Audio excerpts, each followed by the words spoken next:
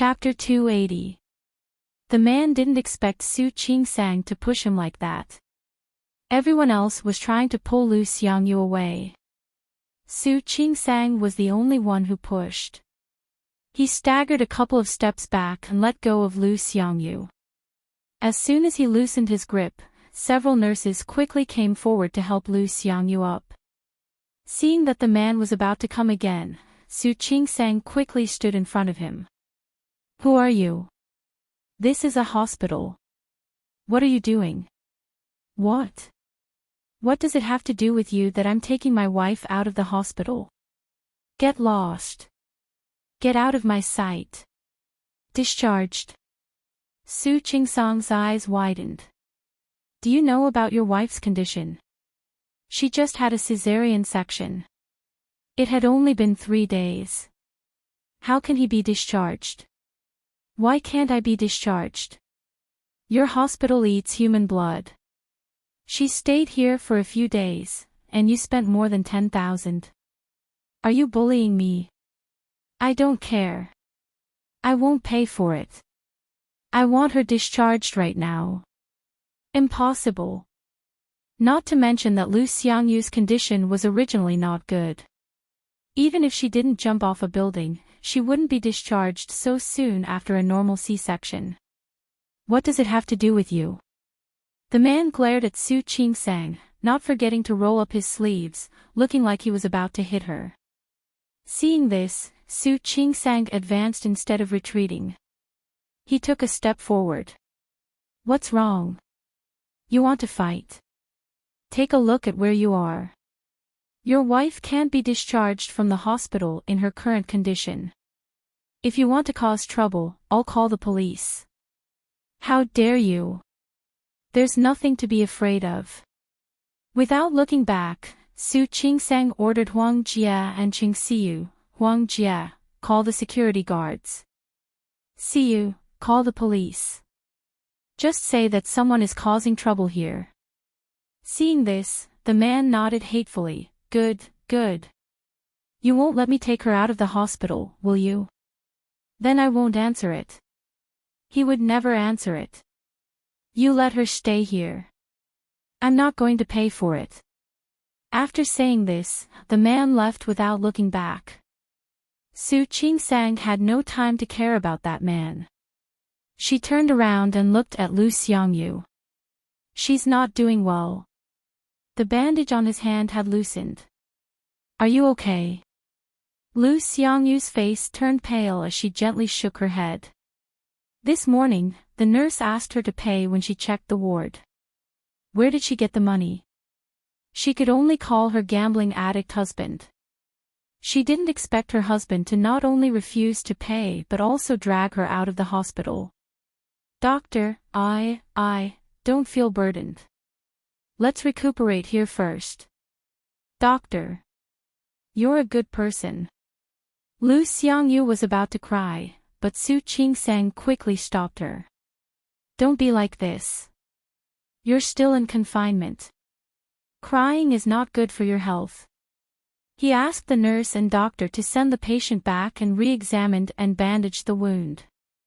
After today's incident, the whole hospital knew about it. Afterward, Director Lin from the hospital administration came to see Su Qingsang. Su Qingsang explained the situation. Director Lin said that the money could be discussed later, but the patient should be treated first. As a result, Su Qingsang got off work much later than usual. When she got home, it was already past 8:00 in the evening. Only then did she realize that Xiang Kaiping had not eaten yet. The dishes on the table had already gone cold. She sat in the living room waiting for them. Xiang Kaiping stood up when she heard the door open. "You're back. It's great that you're back. It's great that you're back." Looking into his eyes, Su Qingsang felt a warm current slowly flowing through her heart. "Auntie, have you been waiting for dinner?" "I'm not waiting for you." After saying that, Xiang Kaiping was afraid that Su Qingsang would overthink, so she quickly waved her hand. "I'm not waiting for you on purpose. It's just that I don't have the energy to eat alone. Not really. Anyway. Chapter 281. Aunt. Su Qingsang blinked and suppressed the urge to cry. Next time, if we don't come back at the appointed time, you don't have to wait for us. We don't have a fixed schedule. I'm fine. I have nothing to do anyway. Xiang Kaiping smiled kindly. Su Qingsang knew that it would be difficult to change her mind, but she reminded herself to call her the next time she couldn't come back in time. Speaking of which, Xiang Kaiping hadn't used her cell phone in the past few days. Should I take her to buy one? She bought a cell phone, saved her and Hua Jinyao's phone numbers, and set them as emergency numbers. He told her that she could look for him if she needed help. Looking at the wrinkles at the corners of Xiang Caiping's eyes, Su Qingsang told herself that there was really nothing unacceptable. With such a mother, she would accept her sooner or later. Qingsang. Are you upset? Nope. Aunt. I'll wash my hands. Then eat. AI. Let me heat up the food. All right. Su Qingsang went into the bathroom and washed her face with cold water. When she came out, her mood had returned to normal. It was rare that Hua Jinyao wasn't at home. After dinner, Xiang Kaiping wanted to talk to Su Qingsang. Qingsang, you said last time that you and Jinyao found each other on your own. Then how did you know each other? Can you tell me about it? Sure. Su Qingsang wanted to say something, but she suddenly didn't know where to start. If he really had to talk about it, he would have to start with Wei Lenin. In fact, she felt that she should thank Wei Lenin for cheating on her. Otherwise, how could she have met such a good man like Hua Jinyao? This could also be considered fate, right? The fate between her and Hua Jinyao. However, when she met Xiang Caiping's worried gaze, it was obvious that she couldn't bring herself to talk about the past. It was all in the past. Su Qingsang casually told him what had happened, without adding any embellishments. Speaking of how well Hua Jinyao had treated her these days, she had a faint smile on her face. Xiang Kaiping was experienced. How could she not see that the happiness on Su Qingsang's face was genuine? After observing Hua Jinyao for the past few days, she had gained some understanding of him. You're lucky to have met Hua Jinyao. He looks like a nice guy at first glance. I'm relieved that you're doing well. Xiang Kaiping couldn't help but worry if she didn't see her daughter living a happy life. Su Qingsang nodded. She could sense the concern in Xiang Caiping's words, and it worked. Auntie, don't worry. Hua Jinyao treats me very well. Although she hadn't fallen in love with him yet, she believed that it would happen sooner or later. I can see that. Xiang Caiping's voice was filled with emotion. Your luck is much better than mine. Your father. She suddenly stopped and looked at Su Qingsang with hesitation in her eyes. How has your father been all these years? After she left Lin City, she never paid attention to Lin City or any news about Su Qinghui. She told herself that yesterday's events were like yesterday's death. Since she had left, Su Qinghui's fate was not something she should be concerned about. However, in the past few days, she had seen a face that looked similar to Su Qinghui's, so she couldn't help but care about him again. My dad. Su Qingsang looked at Xiang Kaiping. She wasn't surprised that Xiang Kaiping asked about Su Qinghui, but she said, I don't know. I haven't been back there for a long time. I don't know how he is doing. Chapter 282. Yes. Su Qingsang nodded. I moved out after I married Jinyao. Then, I was busy with work, and so was Jinyao. We don't always have time to go. In fact, it was Su Qinghui who didn't want to see them. However, Su Qingsang wouldn't say that out loud. But last time, when Hui Jinyao held a banquet in his company, I saw Dad. He seems fine. Then, An. Xiang Kaiping paused. She suddenly felt that it was inappropriate for her to ask this question. He doesn't have a good relationship with Auntie, Li Qinxue. Su Qingsang knew that there was no point in lying about this. Or maybe Xiang Kaiping wanted to hear this. On the surface, they are the model couple in Lin City's business circle. They treated each other with respect. But I don't think it's good. Is that so? Xiang Kaiping was silent. No one knew what she was thinking. The atmosphere was a little awkward.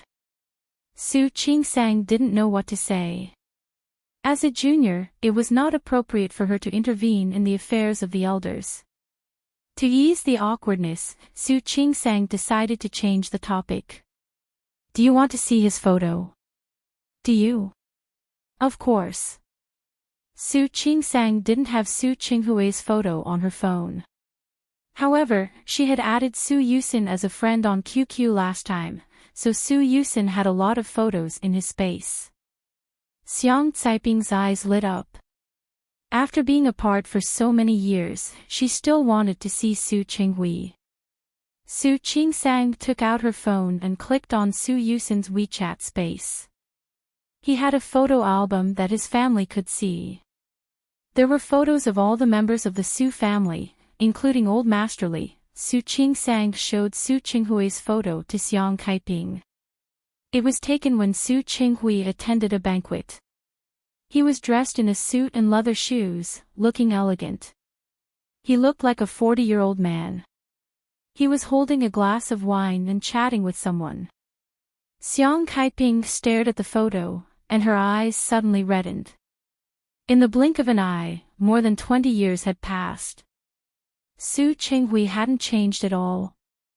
He still looked the same, but she had aged. She also wanted to meet Su Qinghui if she could. But from the looks of it now, there was no need for them to meet again. Auntie. Su Qingsang wasn't sure what Xiang Caiping's reaction meant. She wanted to take the phone back, but Xiang Caiping's hand swiped on the screen. The next photo was of Su Qinghui's family of 4. This was taken on Su Peijian's birthday. Su Peijian and Su Yusin were standing in front, and Su Qinghui and Li Qianxue were standing behind them. The family of 4 was good-looking, well-dressed, and had a good temperament. Xiang Caiping's hand trembled. Who is he? Su Yusin's features were similar to Su Qinghui's, just a smaller version. In Xiang Caiping's eyes, this was Su Qinghui when he was young. He's the younger brother. My dad and auntie gave birth to her later. He's 8 years younger than us. Xiang Kaiping was stunned. For a moment, she forgot to ask why Su Qingsang was not in the photo of the family of 4. Her face was very pale, and Su Qingsang found that she seemed to be trembling. Auntie. Are you okay? I'm fine. Xiang Kaiping shook her head and murmured. Su Qingsang heard her clearly. She called him a liar. Liar? Who is the liar? Qingsang, I'm feeling a little uncomfortable. I'm going back to my room to rest. Auntie. I'm fine. Xiang Kaiping stood up. She didn't look too good. She didn't even care about the weird look on Su Qingsang's face. After so many years, she still remembered what Su Qinghui said. Chapter 283. He said that although he married Li Qianxue, he had no choice. He said that except for that accident, he would never touch Li Qianxue. He would keep his chastity for her and make her trust him. Xiang Kaiping smiled. That smile was a little bitter. She suddenly felt that she could let go of her obsession for so many years. Because Su Qinghui was a liar. He lied to her about his feelings. He had said it before, but now, he even had a son. What was this? Su Qingsang watched Xiang Kaiping disappear into the back of the room and felt that something was wrong. She looked back at the phone. Was Xiang Kaiping angry because of this photo? Su Qingsang waited for Hu Jinyao to come back and told him about it at night. Do you think Auntie was provoked in some way? I don't know. Hu Jinyao didn't quite understand Xiang Caiping's reaction. Is it because she's unhappy that your father had a child with another woman? Su Qingsang was stunned. She thought about it and thought it was really possible. Maybe. The man she liked had a child with another woman, there should be other reasons. Hu Jinyao thought of the key point. Think about it. Su Peijian is older than you. That means she should have known that your father had a child with another woman. Yeah, that doesn't make sense. Su Qingsang couldn't understand and didn't want to think about it. But my father he didn't want to marry Li Qianxue and got Xiang Kaiping pregnant. It can only be said that it was a freak accident. Hu Jinyao actually didn't like Su Qinghui. If you are really so determined, don't care about Li Qianxue and refuse to the end. If you really want to care about it, don't be with Li Qianxue and Xiang Kaiping at the same time. Su Qingsang didn't say anything. She knew what happened that year and didn't think it was a freak accident. In the end, it was all Su Qinghui's responsibility. Of course, Li Qianxue was also responsible. A forceful melon would not be sweet, but she insisted on forcing it. The result was the pain of the three of them. Why? Sweetheart, tomorrow is Friday. Why don't you take Mom shopping tomorrow night after you get off work and walk around? The three of us will go out on the weekend after tomorrow. Okay. Su Qingsang nodded. She also wanted to take Xiang Kaiping out for a walk. My mom came here, but she didn't have a cell phone. I plan to take her to buy one tomorrow and apply for a card. Yes. Hu Jinyao thought for a moment, then took out a black card from his wallet and handed it to Su Qingsang. Remember to use my card. Why do I have to use your card? I have money. Hu Jinyao had thought of giving Su Qingsang a credit card before, but his identity hadn't been exposed at that time. He was afraid that she would be suspicious if he gave it to her. He had forgotten about it after returning from Rong City. This time, it was just right. Besides, mobile payments are everywhere now. Who would still carry a card? Su Qingsang glanced at him. Hu Jinyao nodded and said, you take it too. This can also be tied to the payment app on your phone. Su Qingsang looked at the card in his hand and finally reached out to take it. If I don't spend your money, will you feel uncomfortable? Of course.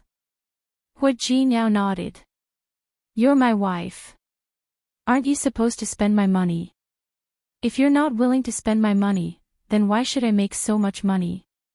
You're so talkative. Su Qingsang put the card aside. Okay. Yes. Okay. Sleep. He liked this suggestion. Chapter 284. What are you doing? I said I'm going to sleep. Yeah. Let's sleep. You sleep, and I'll sleep. Hu Jinyao was so shameless that Su Qingsang almost laughed out of anger. She wanted to resist, but he succeeded in the end. She thought about it and decided to let him be. The next day, there wasn't much to do in the hospital. Su Qingsang entered all the records into the computer in the afternoon, looked around the wards, and then went home. She told the housekeeper not to cook and took Xiang Kaiping out to eat. Although Xiang Kaiping didn't look abnormal when she woke up this morning, Su Qingsang still wanted to make her happy. There was a department store near Su Qingsang's house. After dinner with Xiang Kaiping, they went shopping together. Qingsang, I have clothes to wear. You don't have to buy these. Auntie, it's okay. Su Qingsang held her arm. The weather here is different from Rong City. We can always buy more. Qingsang. Xiang Kaiping was very touched, but she didn't know what to say. Auntie, you don't have to be so polite with me. Su Qingsang thought about it and decided to take Xiang Kaiping to buy a cell phone first. The department store was next to a large communication center. When Xiang Kaiping was in Rong City, she only used a landline phone. Su Qingsang chose a thin and light smartphone for her, which had good performance in all aspects. Auntie, let me tell you how to use this phone. She downloaded all kinds of software for Xiang Kaiping. Then, he added his own account in the software. Xiang Kaiping had been in a semi-secluded state before, but now she looked at the phone and learned quite seriously. You mean, I can send you a message by pressing this WeChat button? Don't I have to type? No. I'll teach you. I'll teach you. You can do this. Su Qingsang sent a voice message to Xiang Kaiping as she spoke. Then she used Xiang Caiping's phone to let her listen. It's so clear. Xiang Kaiping smiled happily. It's much better than the phones I used before.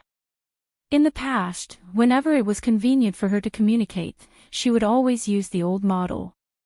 This was the first time she used it. Yes. If I don't come back for dinner next time, I'll use this to send you a message. Good. This is good. Xiang Kaiping liked it very much, but Su Qingsang felt a little sad. Both Su Qinghui and Li Qianchua's phones were custom-made.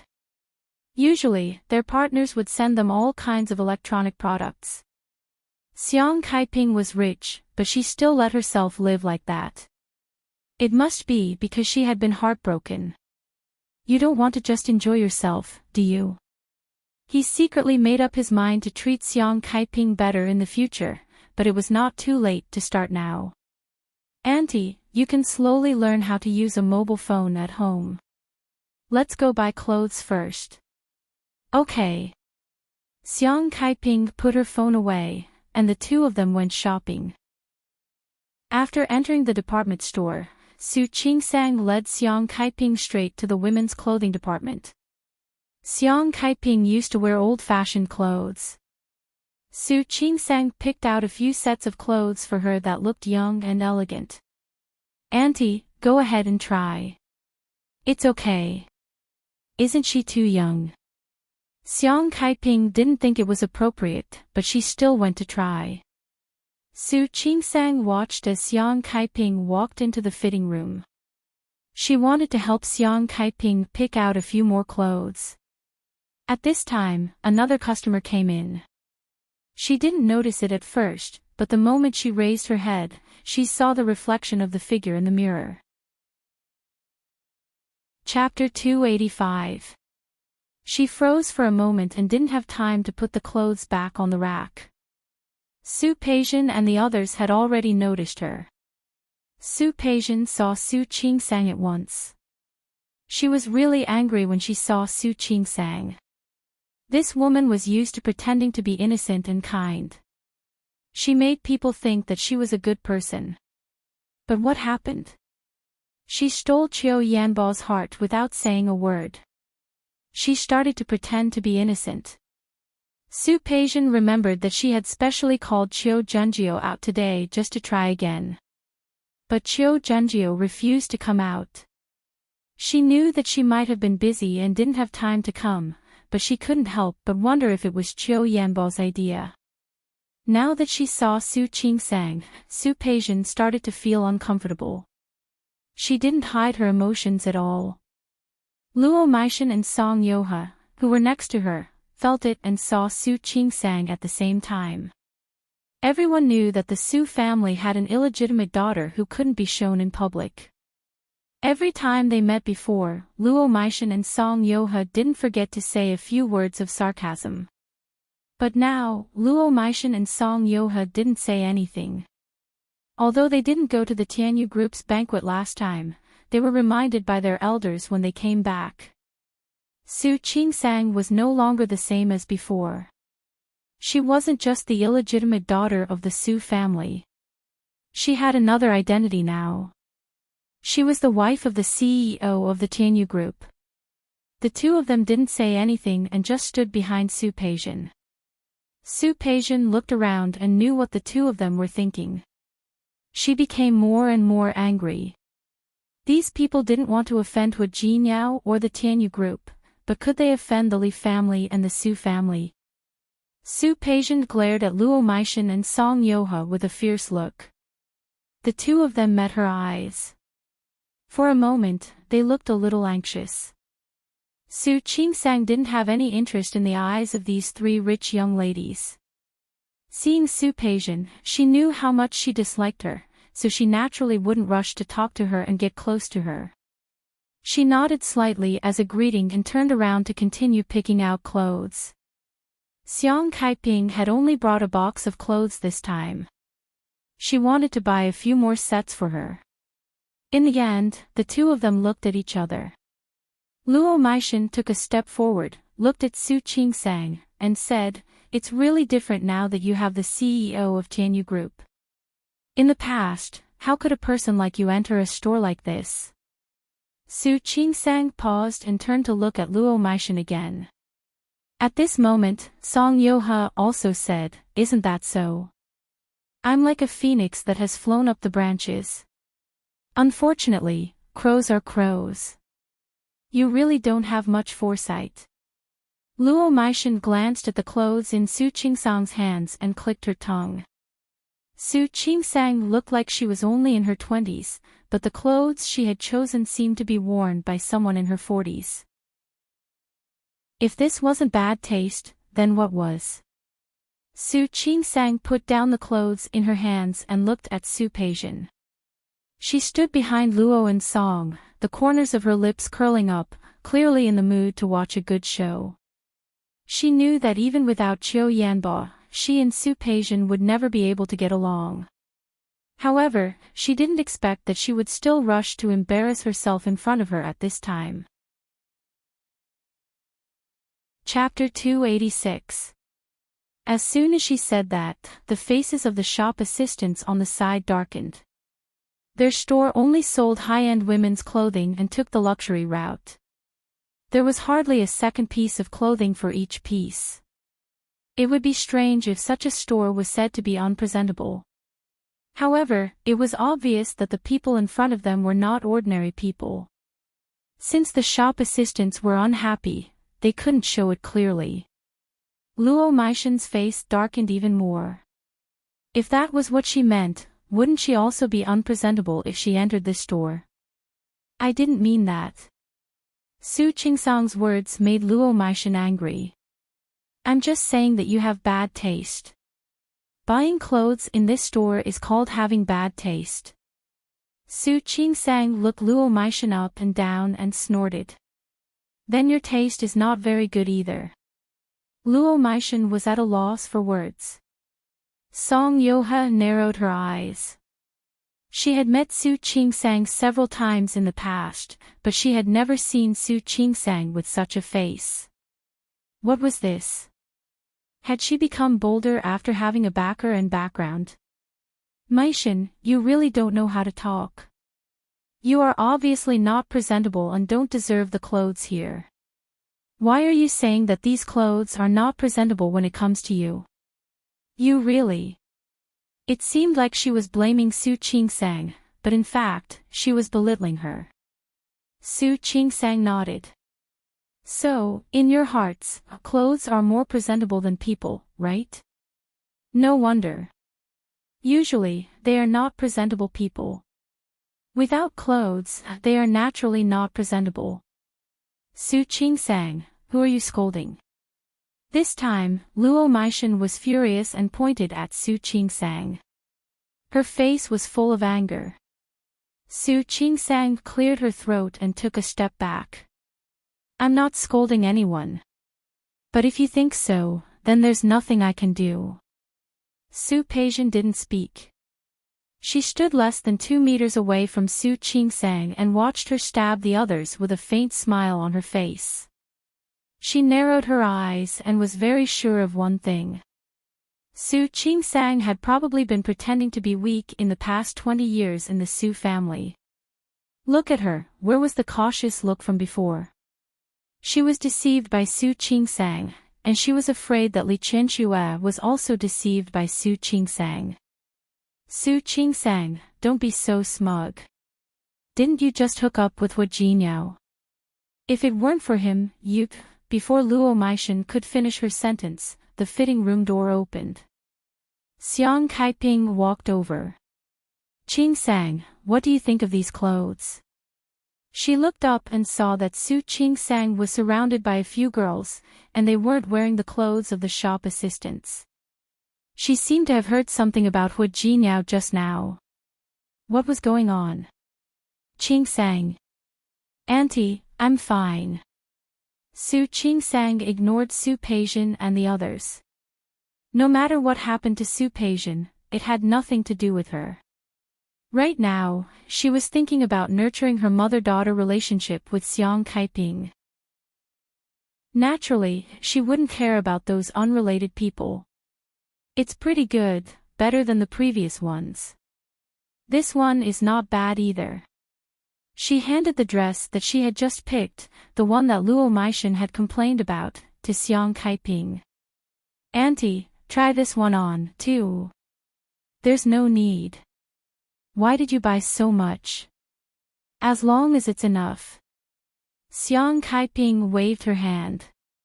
She knew that her daughter wanted to be good to her, and she was touched. But that was enough. Chapter 287. She glanced over and saw Su Peixian right away. That face looked really familiar. Just go and try it on. It's okay. Su Qingsang was very patient. Once you're done shopping, come with me later. I need to change into some clothes. Okay. In fact, she had clothes to wear. Hu Jinyao didn't hide it anymore after his identity was exposed. She had sent a lot of clothes for the 4 seasons to her house. However, she was afraid that Xiang Kaiping would feel uncomfortable, so she could only think of ways to stop her from thinking too much. Especially when she saw that Xiang Kaiping was looking at Su Peixian, she stood in front of her and blocked her view. In her opinion, it was better for Xiang Kaiping not to meet the Su family, no matter who it was. Okay. Xiang Kaiping smiled. The wrinkles at the corner of her eyes were full of pride. You're still young. You should dress up more. I'm old. It doesn't matter what I wear. As she spoke, she couldn't win against Su Qingsang and went to try on the clothes. Before she left, she glanced at Su Peixian again. After a few more glances, she remembered. Wasn't that girl yesterday? She was looking at Su Peixian, and Su Peixian was looking at Xiang Kaiping. At first, Su Peixian thought that this old woman was Su Qingsang's mother-in-law, which was Hu Jinyao's mother. However, when she heard Su Qingsang's address, she was a little hesitant. Su Qingsang and Hu Jinyao were married. So she couldn't call his mother aunt. Su Qingsang, who is she? Inexplicably, Su Peixian just wanted to find out. Su Qingsang watched Xiang Caiping's figure disappear behind the fitting room, then turned to Su Peixian. Does it have anything to do with you? Su Qingsang. Su Peixian was angry. Don't be too arrogant. Don't forget who gave you who you are today. Yes. Your Su family gave it to me. So do you want me to be grateful? There's no need to be deeply grateful. Just don't be heartless and ungrateful. Su Peixian's words were quite rude. Su Qingsang smiled. Even if you're ungrateful, you have to be forgetful and ungrateful. If Miss Su remembers correctly, I am also Su Qinghui's daughter. Before hearing about Xiang Caiping's experience, she had always been curious about her own background. She had always thought that it was normal for Li Qianxue to treat her like that. But now that she thought about it, what did it have to do with her? It was all Su Qinghui's fault. If Li Qianxue didn't want to see her, she could ask Su Qinghui not to accept her. But what about him? He had accepted her and brought her back to the Su family. When had he ever given her any fatherly love? Su Qingsang. Su Peixian nodded. Good, very good. Are you determined to go against me? I don't dare. Su Qingsang raised her head and puffed out her chest. She wasn't afraid of Su Peixian's expression at all. I don't want to go against you. I just want to mind my own business. Su Qingsang. I really underestimated you in the past. Su Peixian stared at Su Qingsang's face, snorted, and looked at Luo Meishan and Song Yoha. Let's go. Su Qingsang turned her face sideways and made a gesture of invitation. Su Peixian's face grew darker and darker. She kept a straight face until they left the shop. Su Qingsang stood there, and the smile on her face faded. If she could, she really didn't want to fight with Su Peixian like this. In the past, Su Peixian wasn't good to her, but she wouldn't deliberately make things difficult for her. Thinking of the reason that made Su Peixian like this, Su Qingsang felt a headache. It was all Qiu Yanbo's fault. Chapter 288. Qingsang, who were those people just now? Are they your friends? Xiang Kaiping casually put the clothes in her hand into the hands of the shop assistant and asked very casually. I don't think so. Su Qingsang's answer was also quite casual. They're just the children of Jinyao's business partners. Oh. Xiang Kaiping didn't ask anymore. She glanced at Su Qingsang and roughly understood why she didn't tell the truth. She was a little touched. This daughter of hers was a considerate person. However, when Su Qingsang went to pay the bill, she couldn't help but look down. So that person was Su Qinghui and Li Qianxue's daughter. She didn't look like them at all. That expression was so arrogant and arrogant. Li Qianxue hadn't been like this in the past. It seemed that Su Qinghui and Li Qianxue must have spoiled this daughter very much. Her heart was slightly sour. However, when Su Qingsang came over, there was no trace of them at all. Let's go and pick out the clothes you want to wear. Auntie, don't rush. You still haven't bought shoes. Su Qingsang smiled and held her hand. One was to show that they were close, and the other was to not want her to think about Su Peixian again. As for Su Peixian, it probably wouldn't be so easy. She didn't know what she would do. On the other side, after leaving the clothing store, Su Peixian was not in the mood to shop at all. She hurriedly sent Luo Meishan and Su Qingsang away and rushed home. Su Qinghui was not at home today because he had a business meeting. Su Yusin was not back from school yet, and Li Qianxue had just returned from a business meeting. When Su Peixian saw Li Qianxue, she only felt that she had been wronged. She couldn't suppress it now. Mom. What's wrong? Li Qianxue was nearly 50 years old, but because she took good care of herself, there wasn't even a fine line on her face. She had been on good terms with Su Qinghui all these years, but she didn't get along with him. She didn't have much hope in the relationship between husband and wife, but she doted on this daughter of hers very much. Mom, that little. Su Peixian wanted to curse, but in the end, she was worried about her identity. That Su Qingsang, she went too far. Su Qingsang. When Li Qianxue heard the name, she was displeased. What's wrong with her? Today. Su Peixian didn't add fuel to the fire. She just told him what had happened that day. Do you know that she stole Yanbo away? She pretended to be innocent and pure every time. You didn't see how sharp she was just now.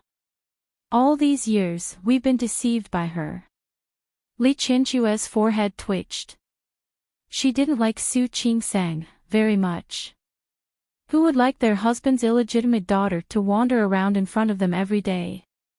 But now, Su Qingsang's identity was different. Li Qianxue looked at her daughter with a face full of grievance. That's enough. Think about it, if she didn't have any tricks up her sleeve, how could she win Hua Jinyao's heart? Who was Hua Jinyao? You're still young, so you probably haven't heard of it, but I know it very well. Hua Jinyao had been so arrogant at the banquet. Everyone could see his attitude. She wanted to make things difficult for Su Qingsang, but would Hua Jinyao allow it? Li Qianxue thought of something from before. She patted Su Peixian's hand and said, "Let's talk about the project in the city." We, the locals, actually couldn't compete with him, an outsider. Of course, in the end, although everyone was together, it was a win-win situation. Chapter 289. Mom. What are you talking about? You want me to put up with Su Qingsang? It's not that you put up with her. It's that you don't touch her for now. Let's wait and see. I just can't take it lying down. Su Peixian was furious when she thought of Qiu Yanbo. Why? All right. Li Qianxue still didn't know why her daughter did it. She took her hand helplessly. I don't like someone like Qiu Yanbo. My daughter is so good. It's okay to find someone better. You. That's why Qiu Yanbo has no taste. You should at least find someone like Hua Jinyao, right? Hua Jinyao again. In the end, it was Su Qingsang's fault.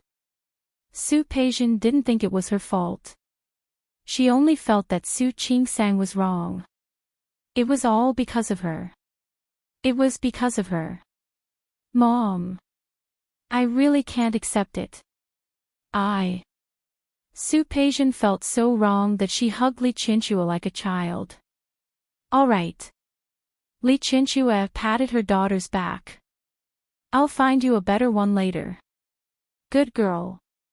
Su Peixian stopped talking. If Li Qianxue was worried that Hua Jinyao wouldn't deal with Su Qingsang, she could do it herself. It was okay to let her suffer a little without hurting her, right? She seemed to have thought of something and suddenly sat up. Right. Mom, I saw an old lady with Su Qingsang today. Old lady? What old lady? I don't know. Su Peixian was also confused. That woman looks like she's in her 50s. Su Qingsang calls her auntie. What auntie? Do you think she's a relative of Hua Jinyao? A relative of Hua Jinyao? Yes. Could she be Hua Jinyao's mother or a relative of the Hua family? I think Su Qingsang is very nice to her. She took her to buy a lot of clothes. What relative? Is it Hua Jinyao's mother? It was Su Qinghui who spoke. He had come back from a business trip. The Li family had been busy these days because of the project with Tianyu Group. As soon as he came back, he heard Su Peixian's last sentence. If it's a relative from the Hua family, I'm afraid we'll have to show up and treat him to a meal to show our hospitality. Su Qinghui sat down on the sofa as he spoke, and a servant came over with tea. He took a sip and glanced at Su Peixian. Are you sure she's Hua Jinyao's relative? Although he didn't like Su Qingsang, he had to admit that Su Qingsang would get married. That Hua Jinyao was really powerful. Putting aside the money it would bring to the Li Corporation through this cooperation, the other benefits it would bring to the Li Corporation were quite considerable. Su Qinghui had spent a lot of time with Hua Jinyao recently. Although he hadn't chosen Hua Jinyao as his son-in-law, he really admired Hua Jinyao. Dad. The last thing Su Peixian wanted to hear was that, but Su Qinghui looked like he was in a hurry to please Hua Jinyao. Why? I don't think so. He looks more like a country bumpkin. If she's really Hua Jinyao's mother, why would Su Qingsang call her auntie? Although Su Qinghui drank a little, he was not drunk. Call her auntie. Forget it. I'll ask Hu Jinniao tomorrow. Anyway, they've been seeing each other a lot lately. Chapter 290. Hu Jinniao didn't see Xiang Kaiping. He glanced at the room and faintly heard the sound of water. As if relieved, he stepped forward and put his arm around Su Qingsang's waist, who was still packing the clothes. Honey, did you buy these tonight? Yes. Su Qingsang looked at the bags in her hands. Do you think we bought too much? It seemed a little exaggerated, but she couldn't be blamed. She couldn't control herself. Because she met Su Peijian, she was afraid that Xiang Kaiping would think of Su Peijian's identity, so she kept asking her to buy more. Hu Jinniao raised his hand and pinched her cheek. It's too little. Honey, you can try to move the department store home next time. If we can't fit it here, we can put it in the villa. Can you not be so dramatic? She had bought too much today, and now she was worried that the small fitting room wouldn't fit all the clothes. She might really have to move some to the villa. I'm not exaggerating. You're my wife. I can't buy too much. Hu Jinniao suddenly had an idea. Honey, how about I buy a department store for you next time? You can buy whatever you want in the future. Hu Jinniao, are you planning to be King Yu of Zhou? Buy a department store? He really had enough. Of course not.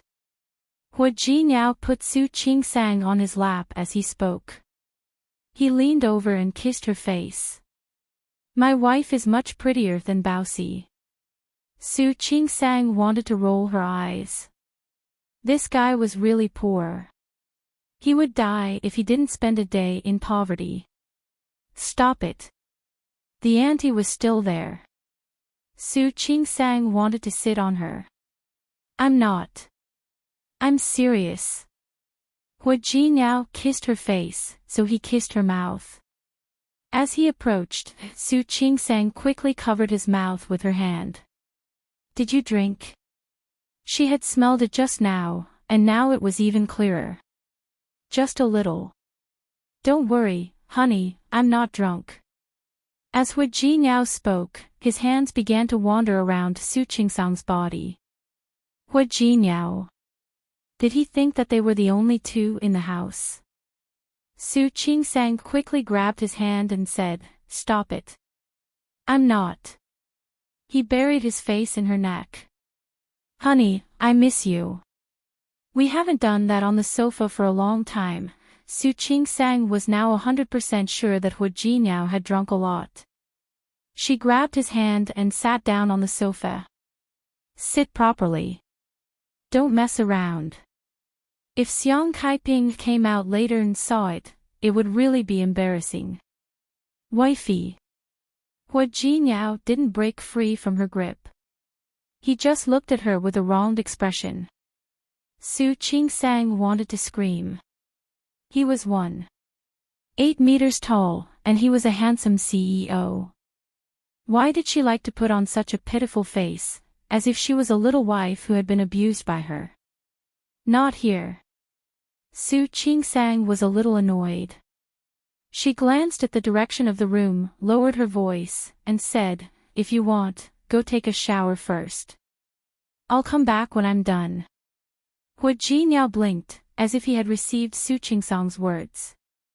He stood up, saluted, and said, Yes. Honey, I'll listen to you. Don't worry. He said he wasn't drunk. Look at him. It would be a miracle if he said he wasn't drunk. Go take a shower. Su Qingsang didn't want to see a drunkard, especially when Hu Jinniao was obviously very drunk. She waved her hand and told him to leave. Hu Jinniao turned around and suddenly turned back. He looked at Su Qingsang with a smile and said, Honey, guess who I drank with today? Who? No matter who it was, she wanted to hit him for making Hu Jinniao so drunk. Your father. Chapter 291. Hua Jinyao's position blocked Su Qingsang's line of sight. Therefore, she didn't notice that Xiang Kaiping had come out.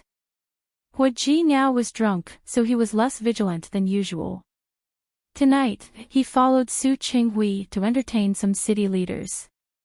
During this time, Hua Jinyao had a lot of contact with Su Qinghui, and this contact made him see some other things. Su Qinghui had been in Lin City for a long time, so he was familiar with people and had experience. It was actually very suitable for him to deal with some social matters. My father. What happened to my father? To be honest, Su Qingsang didn't know Su Qinghui very well. Therefore, when she heard about Su Qinghui, she couldn't help but ask. Your father is quite a figure. Speaking of which, Su Qinghui was just a commoner with an ordinary family background. Later, when he married Li Qianxue, he almost married into Li Qianxue's family. One had to know what kind of family the Li family was. Even today, the Li family was one of the best in Lin City, not to mention more than 20 years ago. However, after so many years, Su Qinghui and Li Qianxue got married. In fact, there were people in the business world who said that Su Qinghui didn't deserve Li Qianxue, but Su Qinghui didn't seem to care at all. He was the general manager of Li Group, the president was Li Qianxue, and the chairman was still old Master Li. Seriously speaking, he was just the third in command. But now, the words of the third in command were more effective than the words of the first in the Li Group. No one in the entire company dared to look down on Su Qinghui. If it weren't for his good means, how could there be such a result? Most importantly, Su Qinghui's status was so different from Li Qianxue's, but he was quite calm. No matter who mentioned it, he was quite indifferent. This could only mean two things. First, he loved Li Qianxue very much, so much that he didn't care what others said. Second, he was quite strong, so strong that he didn't care what others thought of him. Then do you think my father loves Li Qianxue very much, or is he strong? What do you think? Hua Jinyao didn't answer. He believed that Su Qingsang already had the answer. When he turned around, he found that Xiang Kaiping had come out of nowhere and had been listening for a long. Auntie. Hua Jinyao almost instantly sobered up and turned to look at Su Qingsang. Su Qingsang glared at him and quickly stood up. Auntie, come over here. I've sorted them. I'll put them in your room later. All right. Xiang Kaiping continued walking as if nothing had happened, as if she hadn't heard what Hua Jinyao had said. Hua Jinyao and Su Qingsang looked at each other. In the end, they could only watch Xiang Kaiping tidy up her clothes as if nothing had happened. The three of them stopped mentioning that name. Relative? What relative? Hua Jinyao looked at Su Qinghui with confusion. Just now, the two of them had met because of business. After talking about business, Su Qinghui didn't rush to leave. Instead, he stayed. Was there a relative in his family? Peijian bumped into Qingsang when she was shopping yesterday. She said that Qingsang was accompanying an auntie to try on clothes. I don't think she has any relatives in Lin City, so I wanted to ask you. Is he a relative of yours? Su Qinghui said politely, if they're in-laws or relatives, we should have a meal together and show our hospitality. Hua Jinyao raised his eyebrows and thought about Su Qinghui's words. Treat her to dinner. Chapter 292. Yes. Su Qinghui smiled and said, since our families are already married, I'll treat her to dinner. Since someone from your clan has come over, our Su clan naturally has to entertain them well. No need. Hua Jinyao was still worried about Su Qingsang, so he couldn't really let Su Qinghui see Xiang Kaiping. She's just an ordinary relative. After I came here, I asked Qingsang to accompany me for a walk. I'll go back in 2 days. Su Qinghui didn't ask for more. Since Hu Jinyao said so, it meant that this relative wasn't important. Seeing that Su Qinghui was about to leave, Hu Jinyao asked, "Dad, can I ask you a question?" "What?" Qingsang's mother. Hu Jinyao paused. "I mean, her biological mother. Do you know where she is now?" Su Qinghui's expression changed almost instantly. He sat there with some emotions in his eyes that even Hu Jinyao couldn't see through. "Can't you tell me?" Hu Jinyao tried hard to find a trace of affection in Su Qinghui's eyes, but unfortunately, he couldn't. Su Qinghui didn't hear Hu Jinyao's words. He was thinking about the young woman from decades ago. Her shadow was already blurry. But he still remembered his impression of her. She had a gentle appearance and a beautiful appearance. Most importantly, he had a peaceful personality and stood aloof from worldly affairs. However, such a woman was hurt by him in the end and had to leave her hometown. He couldn't even avenge her if he wanted to. He could only look at Li Qianxue coldly and punish that woman. Also punishing himself. But what was the use of that? "Dad." Hu Jinyao called again. Su Qinghui lowered his eyes and restrained all his emotions. "I have something else to do. I'm leaving." "What about Qingsang's biological mother?" "Don't ask. Don't ask Qingsang, she doesn't know anything. In the future, don't ask." After saying this, Su Qinghui staggered a little and walked away as if he couldn't stand it anymore. Hu Jinyao narrowed his eyes. What did Su Qinghui look like? Did he still have feelings for Xiang Kaiping? When Li Qianxue returned to her room, she smelled alcohol in the air. She furrowed her brows in discomfort and looked at the man sprawled on the chaise longue. He was over 50 years old, but he maintained himself as if he was not even 40. He was considered famous in Lin City. When people talked about the son-in-law of the Li family, who wouldn't praise him? Even old Master Li appreciated Su Qinghui's business skills, even though he knew that the two of them respected each other. But such a man did not have a heart.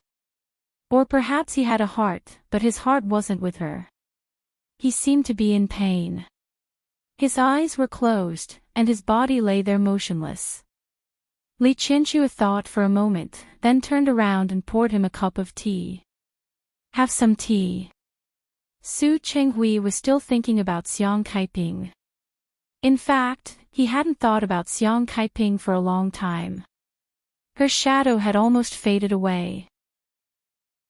He had to force himself to not forget her again and again. But today, Hu Jinyao's words reminded him of it again. After thinking about it, he went for a drink after work. After drinking, he didn't want to come back, but the driver was very responsible and sent him back. The house was very quiet. Li Qianxue had her own business to attend to, and Su Peijian had not been home recently. Su Yusin was at school, and even old Master Li had gone to visit his old friends. It was good that no one was around. It was convenient for him to miss Xiang Kaiping. He thought about the past between the two of them over and over again. Chapter 293. Su Qinghui's expression changed immediately. Of course, Li Qianxue noticed the sudden change in his expression. His expression just now was one of nostalgia in pain and regret in yearning. It would be a miracle if he wasn't thinking about that woman. This realization made Li Qianxue's breath stuck in her chest. Her hands hanging by her sides were clenched into fists. "Did you drink?" She didn't want to recall Su Qinghui's eyes. It would make her so angry that she wanted to kill someone. "I drank. But I'm not drunk." Su Qinghui stared at Li Qianxue's angry face and inexplicably felt a sense of revenge. "Don't worry. I only have sex with you once in my life when I'm drunk. That's enough." Li Qianxue's expression was ugly. She took a deep breath and calmed herself down. You're wrong. You've done it twice in your life. One time, there was Su Peijian, and the other time, there was Su Yusin. Hearing her words, Su Qinghui's expression became more and more ugly. He suddenly stood up and pinched Li Qinshue's chin. Because of his action, Li Qinshu just dropped the glass of water she was holding onto the ground. The thick carpet prevented the glass from breaking, but it couldn't keep their marriage intact. What? Are you very proud? Yes, I'm very proud. Li Qinshu looked at him coldly. Because these 2 times are enough. That means you can't get rid of me in this life. Su Qinghui was so angry that he raised his hand. Li Qinshu raised her face. You want to hit me? Hit me, hit me. Su Qinghui didn't know how to hit a woman. He put down his hand with hatred. He pushed Li Qinshu away. Do you think there's nothing I can do to you? What can you do? Do you think I still care? Could her situation be any worse? She couldn't. That was all. Su Qinghui stared at Li Qinshue's face and understood what she meant, but he was even more resentful. Li Qinshu, don't worry. I won't let it go just like this. Let's wait and see. I also want to see what else you can do to me. After all, no matter what you do, it's impossible for you and that woman. As for the daughter you give birth to, she will forever be an illegitimate daughter who cannot be shown in public. Li Qinshu saw that Su Qinghui's face darkened because of his words. He glared at Li Qinshu with hatred, then turned around and left. He didn't notice that he forgot to close the door when he was arguing with Li Qinshu. Su Peijian, who had just returned home, happened to hear her parents arguing. Su Peijian's face darkened. Her hands were clenched into fists. It was all because of that mistress. If it weren't for her, her parents wouldn't have ended up like this. She had a way to take revenge on the mistress, but couldn't she find trouble with the mistress's daughter? Su Peijian's eyes were cold and filled with coldness. When Su Qingsang entered the ward for her ward round, she found that Lu Xiangyu actually said that she wanted to leave the hospital. Although the stitches on your cesarean section wound have been removed, your hands and feet haven't recovered yet. It's not appropriate for you to be discharged now. Doctor, I'm really sorry. I really have no money. Speaking of this, Lu Xiangyu still felt a little embarrassed. This money was sent to me by my sister today. If I stay here any longer, I won't be able to pay the hospital fees. Su Qingsang frowned and looked at Lu Xiangyu's embarrassed expression. She wanted to help her, but the hospital had its own rules. Chapter 294. Doctor, please let me leave the hospital. I promise, I can be responsible for myself. How about this? I'll give you another checkup. If you're sure there's nothing wrong with you, you can leave after you're done with the discharge procedures. All right. Thank you so much. Lu Xiangyu looked at Su Qingsang gratefully. Doctor, don't worry. I'll go to my sister's house. She'll take care of me. That's fine, but you're still in confinement. You should take good care of yourself. I will. Thank you, doctor. After Su Qingsang finished the ward round, she learned that Lu Xiangyu had finished the procedures and was ready to leave the hospital. She thought for a moment, then wrapped a red envelope and sent it to her. Lu Xiangyu refused to accept it, but Su Qingsang told her not to be polite. Not only her, but several doctors and nurses in the hospital also sent some gifts to Lu Xiangyu.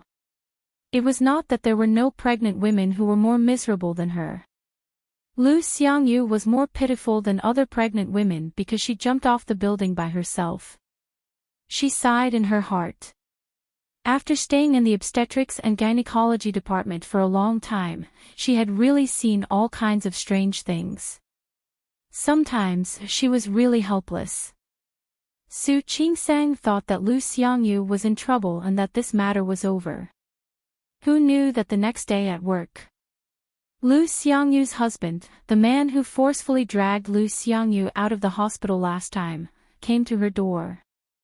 Su Qingsang had just finished an operation. Before she could return to the department, she was blocked by that man. "Where is my wife? Hand over my wife." Su Qingsang frowned.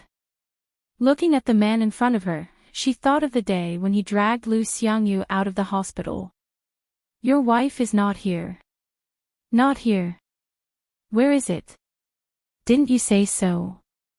"Ha! You said I can't leave the hospital without paying. I didn't even come to pay the bill. How did she get discharged?" "Someone paid for her, of course." Su Qingsang didn't want to waste any more time with him. "Doctor, last time you said that my wife was seriously injured and had to recuperate in this hospital. Why don't you say that now?" As the man spoke, he took a step forward and did not forget to roll up his sleeves, looking like he was about to make a move. Su Qingsang furrowed her brows, and her face darkened. "Sir, your wife was seriously injured, but she insisted on leaving the hospital. We could only complete the discharge procedures for her and let her leave the hospital. How would I know that it wasn't because you saw my wife didn't pay, so you kicked her out regardless of whether she lived or died?" Huang Jia, who was at the side, took a step forward and said, "How can you say that? Where is your wife? You can call her yourself. Why are you looking for us? I can't find it. I can't get through to my wife." As the man spoke, his expression changed. "It must be you. It's you doctors. You drove my wife out." Before Su Qingsang and the others could react, the man suddenly lost his temper. "You bunch of doctors who have no medical ethics and have no regard for human life. I'm going to kill you." Su Qingsang didn't expect the man to be so unreasonable. Before she could react, the man's fist was already swinging towards her. Even though she reacted immediately and retreated quickly, she was still punched in the stomach by the man. The man was very strong. Su Qingsang took a solid punch from him, and her expression changed instantly. Chapter 295. Su Qingsang turned her face and found that it was Shi Mengwan. "Mengwan. Didn't she go to the competition? Are you all right?" Shi Mengwan was still carrying a bag in her hand. She was holding Su Qingsang with one hand and carrying the bag with the other. Su Qingsang was about to answer that she was fine, but Lu Xiangyu's husband's fist came again. He didn't hit the nurses or the doctors next to him. He just hit Su Qingsang. Several nurses came forward and wanted to stop him, but failed. Seeing this, Shi Mengwan quickly pulled Su Qingsang aside. However, she was still carrying a bag in her hand. When she waved her hand, she was about to fall. At the same time, Lu Xiangyu's husband's fist came to Su Qingsang's face. Shi Mengwan was anxious, but she was about to fall now. She quickly stood firm and saw that Lu Xiangyu's husband's fist was already in front of Su Qingsang. Several doctors who rushed over after hearing the news were shocked and quickly rushed over to stop it. "Qingsang." Shi Mengwan was anxious. Before she came forward, someone stood in front of Su Qingsang and stopped Lu Xiangyu's husband's fist. Lu Xiangyu's husband's fist was stopped. He was stunned for a moment and couldn't pull it out. "Qingsang." Shi Mengwan stood still and only felt that her whole body was relieved. She quickly ran over and found that the person who stopped the man's fist was the same person from last time. "Dear brother." Shi Mengwan suddenly stood there and didn't move. Su Qingsang's stomach was still hurting. When Lu Xiangyu's husband's fist came, she couldn't dodge it at all. When she thought she couldn't escape this punch, she was stopped. She also recognized who the person in front of her was. If she remembered correctly, this man's surname was Jean. Hu Jinyao mentioned it last time. Who are you? Let me go. Don't be a busybody. I'm telling you. Otherwise, I won't be polite to you. Lu Xiangyu's husband looked arrogant. Zhang Haozi narrowed his eyes and punched him without thinking. What kind of man are you to bully a woman? His fist was fast and ruthless. Lu Xiangyu's husband was sent flying by his punch and hit the wall of the corridor. Lu Xiangyu's husband curled up. Zhang Haozi turned to look at Su Qingsang. Mrs. Hua, are you all right? Thank you, Mr. Zhang. I'm fine. There was something big. Her stomach was hurting, but she looked calm on the surface. Shi Mengwan came to her senses and quickly went forward to help Su Qingsang. Qingsang, are you all right? I'm fine. Su Qingsang glanced at Zhang Haozi. As you can see, Mr. Zhang saved me. Mr. Zhang. Shi Mengwan turned around to look at Zhang Haozi. There was a trace of shock on her face. His surname was Zhang. But dear brother clearly said that his surname was Haozi. A delicate voice sounded at this moment. Shi Mengwan saw the woman she had seen last time and walked in front of Zhang Haozi. Brother Haozi, are you okay? Chen Feifei held Zhang Haozi's arm and looked worried. Why did you fight with someone? Does your hand hurt? Shi Mengwan and Su Qingsang didn't say anything. They just watched Chen Feifei hold Zhang Haozi's hand up. She looked as if he didn't hit someone, but his hand was about to be broken. As best friends, the two women looked at each other. Su Qingsang's eyes were filled with worry, but Shi Mengwan's expression was much more complicated. Chapter 296. How did Big Brother become Jean again? He had changed his last name, but she knew very well that no matter what his last name was, he was still her big brother. But what was going on now? Did he already have a new sister? I'm fine. Zhang Haozi stopped her, pulled his hand out seemingly inadvertently, and turned to look at Lu Xiangyu's husband who was still on the ground. Lu Xiangyu's husband struggled to stand up. At this time, several doctors quickly stopped him together and did not allow him to make any further movements. Only Zhang Haozi noticed that Lu Xiangyu's husband seemed to be staring at Su Qingsang. He couldn't help but look at Su Qingsang. She was Hu Jinyao's wife. He didn't attend the banquet held by Tianyu Group a few days ago, but he was quite clear about what happened at the banquet. Maybe he should do Hu Jinyao a favor. Brother Haozi. Chen Feifei noticed that Zhang Haozi was looking at Shi Mengwan, and she suddenly became nervous. After all, she also recognized Su Qingsang and knew that she had a husband.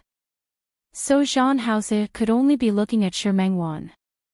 She glanced at Shi Mengwan, and just a glance made her have a sense of crisis. The woman in front of her was very beautiful, gorgeous but not flamboyant, and there was a faint firmness in her eyes. She bit her lip and held Zhang Haozi's arm tightly. Brother Haozi, I'm a little uncomfortable. Why don't we go back first?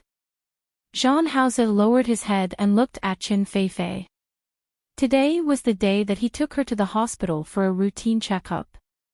He didn't want to do anything about Lu Xiangyu's husband's trouble, but he saw that the person who was beaten was Su Qingsang, so he intervened. To Chen Feifei's surprise, Zhang Haozi didn't agree immediately. He turned to look at Lu Xiangyu's husband, who had just been punched by him and was struggling to stand up. You dare to hit me? I'm going to call the police. Call the police. Shi Mengwan was furious. She couldn't bear to see her best friend being bullied. You don't need to call the police. We will call the police too. She was very imposing. Jean Hausa glanced at her and noticed the indignation in her eyes. Naturally, he also recognized that this woman was the one who mistook him for someone else last time. Do you think I don't dare to call the police? Lu Xiangyu's husband's attitude was still arrogant, but because of Jean Hausa's existence, he was somewhat afraid. Su Qingsang's stomach was still hurting. She endured the pain and stood up straight, staring at Lu Xiangyu's husband. Sir, please don't be unreasonable. Your wife has indeed been discharged from the hospital, but she is not here. She has already paid the hospitalization fees, and the procedures were done according to the normal procedures. You can leave now. If you don't, we can only ask the security to escort you out. In fact, the security guards had finally arrived. Seeing that Lu Xiangyu's husband still wanted to continue, they restrained him together. What happened next was much easier. Everyone saw Lu Xiangyu's husband hit Su Qingsang. Su Qingsang insisted on taking him to the police station. You guys attacked too. Why are you sending me to the police station? Sorry, I'm not from the hospital. Jean Hausa looked at Lu Xiangyu's husband and said in a slightly cold voice, if you want to sue me, I'll accompany you anytime. Lu Xiangyu's husband still wanted to say something, but he was shocked by the look in Jean Hausa's eyes. He didn't dare to say anything, and the security took him away. Shi Mengwan kept looking at him, her heart beating like a drum. Chapter 297. Su Qingsang noticed Shi Mengwan's gaze and also saw Chen Feifei, who had been looking at Jean Hausa nervously. She rolled her eyes and took a step forward to stand in front of Jean Hausa, coincidentally blocking most of Shi Mengwan's sight. Mr. Jean, thank you so much for today. Mrs. Hua, you're welcome. President Hua and I are friends. Jean Hausa's expression was indifferent, but Su Qingsang sensed something different. Friends? How could they not be friends? No matter what, I still have to thank you. I'll tell Hua Jinyao. Jean Hausa nodded, knowing that Su Qingsang had accepted his favor. He was satisfied. Okay. Since there's nothing else, I'll leave first. Take care, Mr. Jean. Su Qingsang saw Jean Hausa off and turned around to find Shi Mengwan still looking in that direction. A few nurses and doctors came up to care about Su Qingsang's injury. Su Qingsang waved her hand, indicating that she was fine. After everyone left, she stood in front of Shi Mengwan and waved. Mengwan. Qingsang. Shi Mengwan finally looked away after Jean Hausa left. When she met Su Qingsang's penetrating gaze, she awkwardly averted her gaze and quickly went to pick up the bag that she had dropped. You're not going to the competition. You're back. Yes. Guess what the result of my competition was? Shi Mengwan's eyes were obviously proud when she spoke. Su Qingsang smiled. Result? Guess the bottom. You're so annoying. Shi Mengwan pushed her. Be gentle, I'm injured now. Su Qingsang covered her abdomen with a pained expression. Are you okay? Let me help you back to the office to rest. Okay. Thank you, designer Shi. Yes. You have to call me that in the future. I won 2 awards this time. Really? Of course it's true. The Best Creative Award and the 2nd place in the finals. Not bad. This competition was national and had a great influence. Shi Mengwan was still very young. Although she didn't win 1st place, it was already very good to win 2nd place. Not bad, right? I bought you a gift to celebrate. Thank you. Su Qingsang went back to the office with Shi Mengwan. Zhua Hongchen, who had just finished his surgery, heard that Su Qingsang had been beaten and hurried over. When he saw Shi Mengwan, there were many things he couldn't say. In the end, he only left behind some external medicine. You're not bad. Shi Mengwan watched as Wu Hongchen left with a disappointed look on his face. She's already a married woman, why is the market still so good?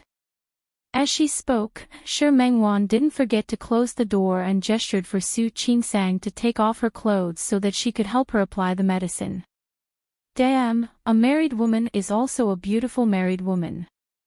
Su Qingsang was lying on the examination bed with a mischievous look on her face. However, when Shi Mengwan's hand touched her stomach, she couldn't help but let out an "aw." Yes, a beautiful married woman with a bruise. TSK, I couldn't tell. Being a doctor is a high-risk occupation. Did you just find out? Su Qingsang looked at her helplessly. He told her about Lu Xiangyu. Shi Mengwan was so furious that she was about to explode. This kind of scum, why do you care about him? We should have called the police and arrested him. Don't worry. He'll be in jail for at least 15 days. Shi Mengwan didn't say anything else. She helped Su Qingsang apply the medicine and spoke casually. Chapter 298. The one just now. Which one? Su Qingsang looked at her and didn't give her the answer. You, Shi Mengwan tightened her grip. You know the answer. Be gentle, be gentle. Are you trying to murder me? Su Qingsang couldn't stand it anymore.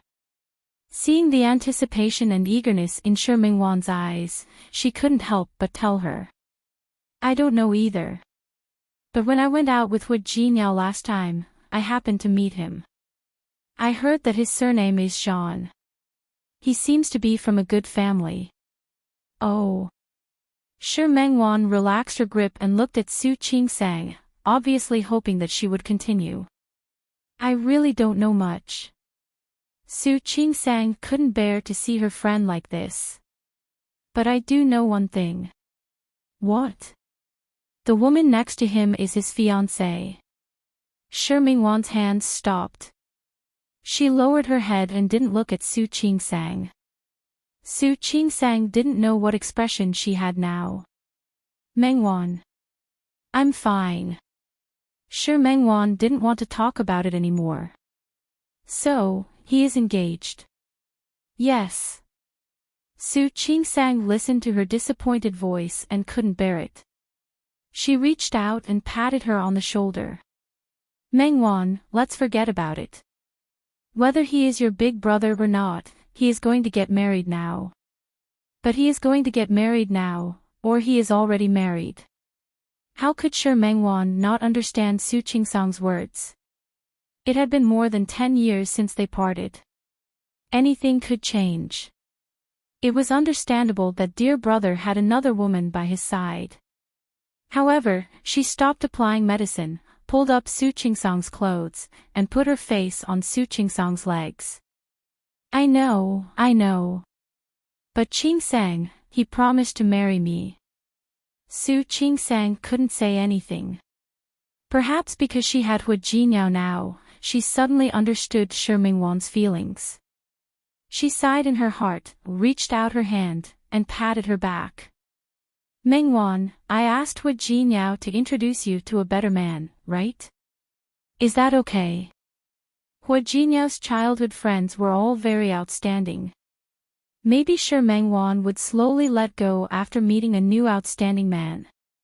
Shi Mengwan suddenly raised her head and quickly stood up. You said it. I'm waiting.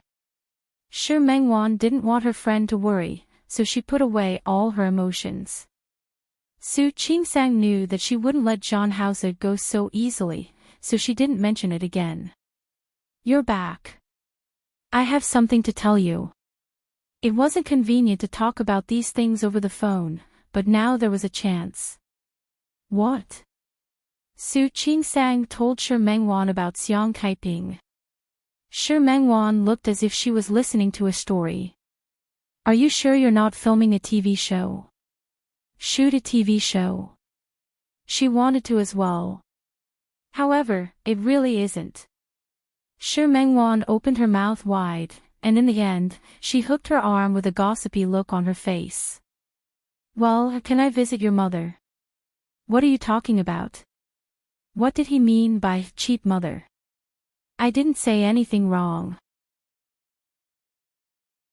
Shi Mengwan's perspective was different from Su Qingsang's. I didn't raise you or take care of you. When you're this old, you suddenly appear out of nowhere and pick up such a good daughter, Mengwan. Su Qingsang knew that Shi Mengwan was thinking too much. She was probably thinking of a conspiracy. I've been with her for a few days, and I think she can be trusted. Hu Jinyao had the same opinion as her. If you say so, then I have to go see her. Then wait for me to get off work. Chapter 299. Other than Zhuo Hongqin, the hospital leaders and the department director had also come over to show concern before she got off work. They had even asked her if she wanted to take a day off. Su Qingsang couldn't stand the caring gazes and decided to leave work early. When she got home, Hu Jinyao hadn't come back yet. Xiang Kaiping was very happy to see Shi Mengwan. Her daughter had a good husband and good friends, so she was very warm to Shi Mengwan. Hu Jinyao had to work overtime again today. She didn't know what he was busy with during this time. Su Qingsang was used to him going out to socialize from time to time. Shi Mengwan realized that Xiang Kaiping was not bad. She could tell that her mother-daughter love for Su Qingsang was genuine. After dinner, Xiang Kaiping was in a hurry to clean up. Shi Mengwan patted Su Qingsang's arm. According to my appraisal, there's nothing suspicious. That's enough. You can tell just by having a meal. That's a must. Your eyes can't lie. If Xiang Kaiping wasn't Su Qingsang's biological mother, she could only say that her acting skills were too good. However, Shi Mengwan had dealt with many people over the years. Of course, she could tell that Xiang Kaiping wasn't acting just now. She really wanted to be nice to Su Qingsang. I think so too. The more time they spent together, the more Su Qingsang understood Xiang Kaiping. She reckoned that it wouldn't be too long until the day she called her mother. It was only a matter of time. Hu Jinyao didn't notice the wound on Su Qingsang's abdomen until she took a shower that night. Although the medicine was applied, the bruise was still there. It was such a big piece.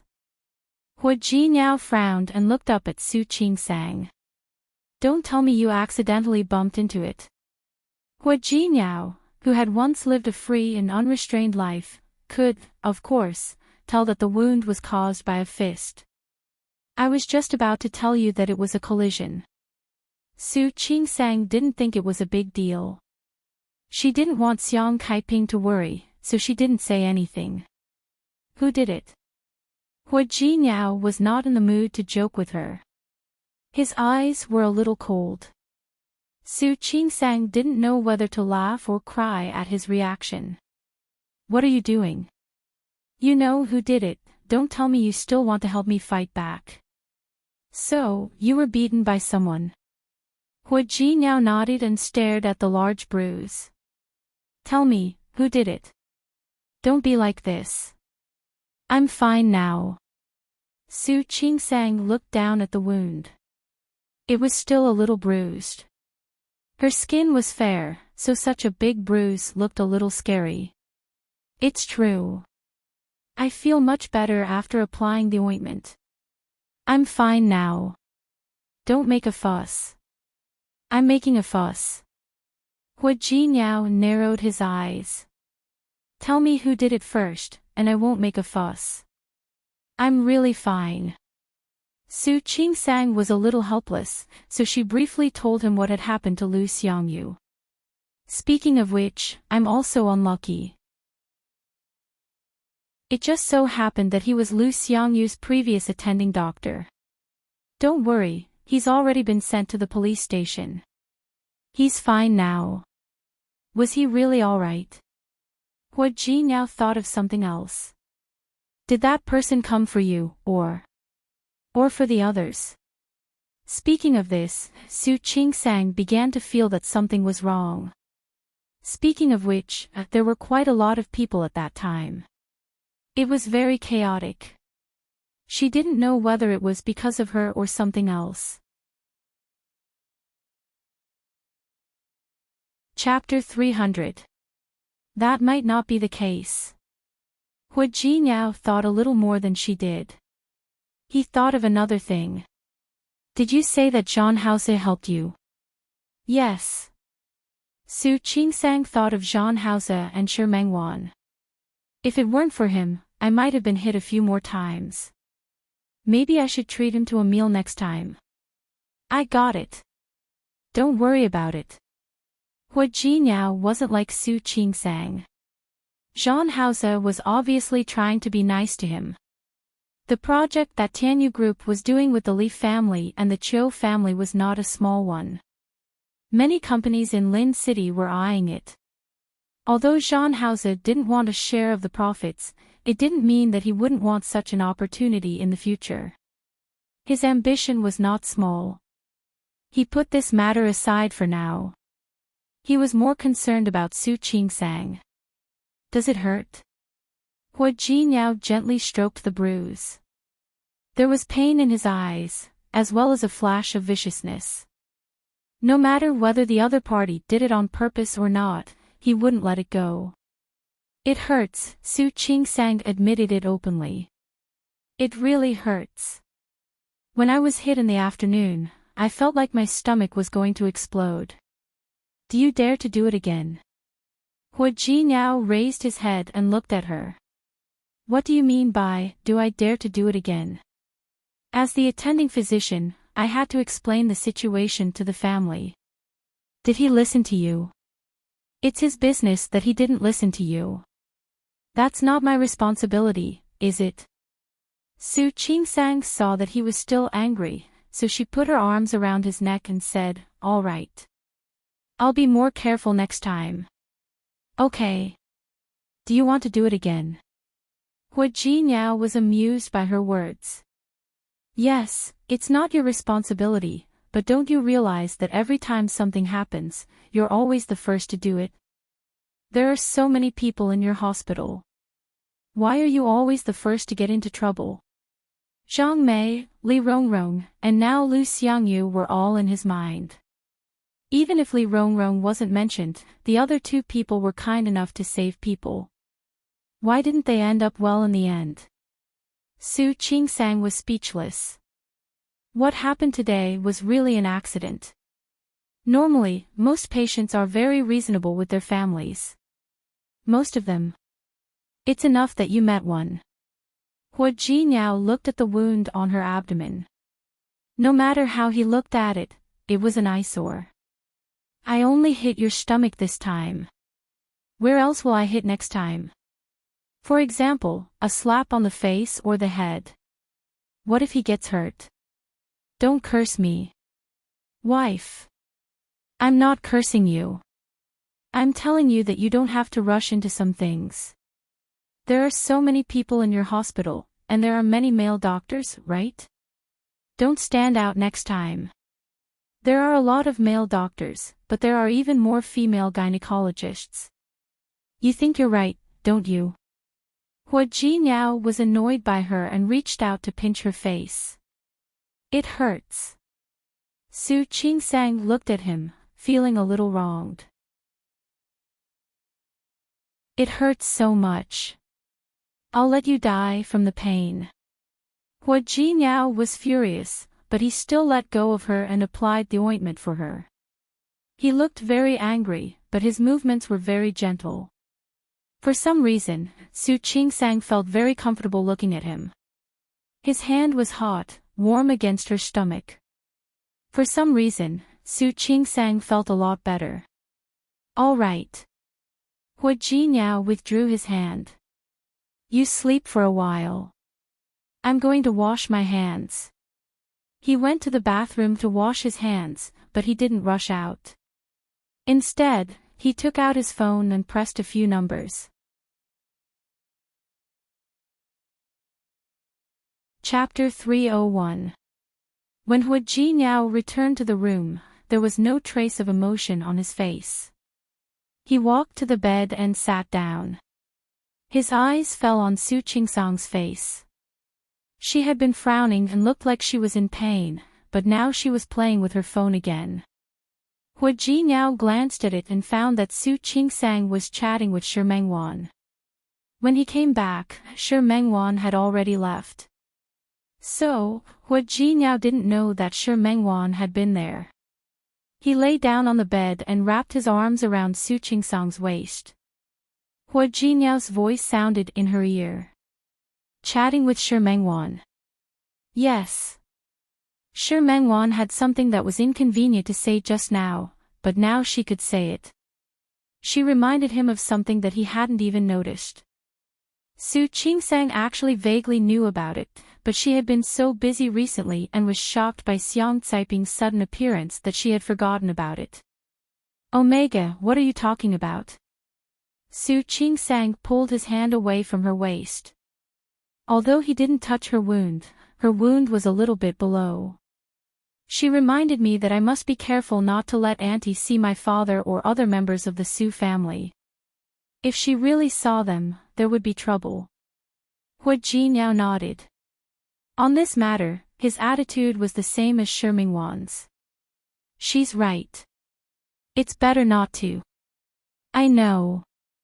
Su Qingsang nodded and held Hu Jinyao's hand. I hinted to Auntie. She actually knew it. She wasn't particularly worried about running into them. The Su family's villa was nearly an hour's drive from here, and the Li Corporation was very far from here. During the time that Xiang Caiping had been here, her activities were basically around here. She must have known it. That's good, but it's still better to be safe. If we really run into them, I'm afraid there will be trouble. If Su Qinghui's feelings for Xiang Caiping had been so deep, he might have done something. If that happened, the Li family wouldn't let it go so easily. Especially Li Qianxue and Su Peijian. That can't be helped. Su Qingsang sighed. My mother came from so far away. I can't drive her away. She should be living with me from now on. I also thought that they might run into each other sooner or later. When the time comes, we'll have to deal with whatever comes our way. Hu Jinyao didn't say anything. If that day really came, he would naturally protect his woman and Xiang Caiping. He wouldn't give the Su family or the Li family a chance to cause trouble. Hu Jinyao looked at the email on the screen with a sharp look in his eyes. Su Peijian. She sure had guts. How dare they touch his people? He tapped the table with his fingertips. He wondered if Su Peijian had done it alone, or did Li Qianxue have a part in it? Li Qianxue knew that Xiang Caiping was back. Was he trying to make Su Qingsang leave the hospital? No, this didn't seem like Li Qianxue's actions. It seemed more like something an impulsive and brainless person like Su Peijian would do. If he wanted to know, it was very simple. He just had to make a trip to the Su family. However, Hu Jinyao pressed the internal line. His voice was a little cold. Make some trouble for the Li group. After all, we're still working together. As Hu Jinyao expected, Su Qinghui showed up in less than 2 days. Jinyao, what do you mean by this? Hu Jinyao was considered a junior, and Su Qinghui called him by his name in private. Hu Jinyao glanced at the secretary behind Su Qinghui and waved at her, signaling for her to leave. Chapter 302. What do you think? Su Qinghui was a little annoyed. It's not a big deal, but our two families are cooperating now. Don't you think it's a little unkind of you to do this? The Su family was a respectable family in Lin City, but Hu Jinyao was different.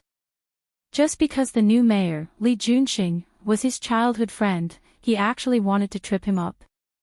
Although the movement was very small, fortunately, he discovered it in time. Otherwise, the consequences would have been somewhat serious. Unkind. I don't think it's me who's unkind, but you.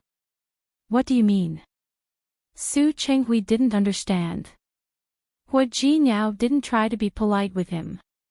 He directly put the things he had prepared in front of Su Chenghui.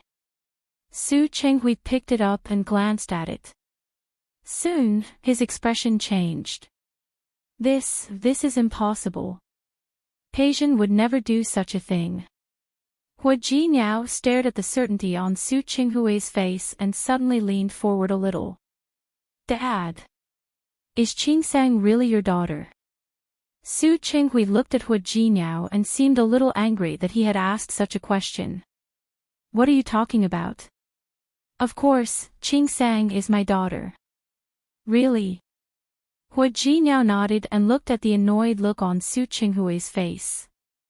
Sometimes I wonder if Qingsang is really your daughter. Otherwise, how could you be so biased? So, are you trying to avenge Su Qingsang?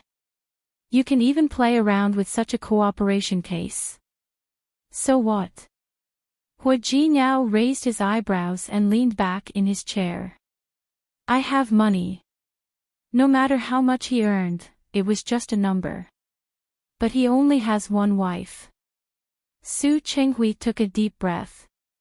He didn't believe that his son-in-law would be so casual. Hua Jinyao, aren't you afraid that you'll have to explain to the board of directors? If I can't even protect my own wife, how can I help Director Namu earn more money? I think they'll understand.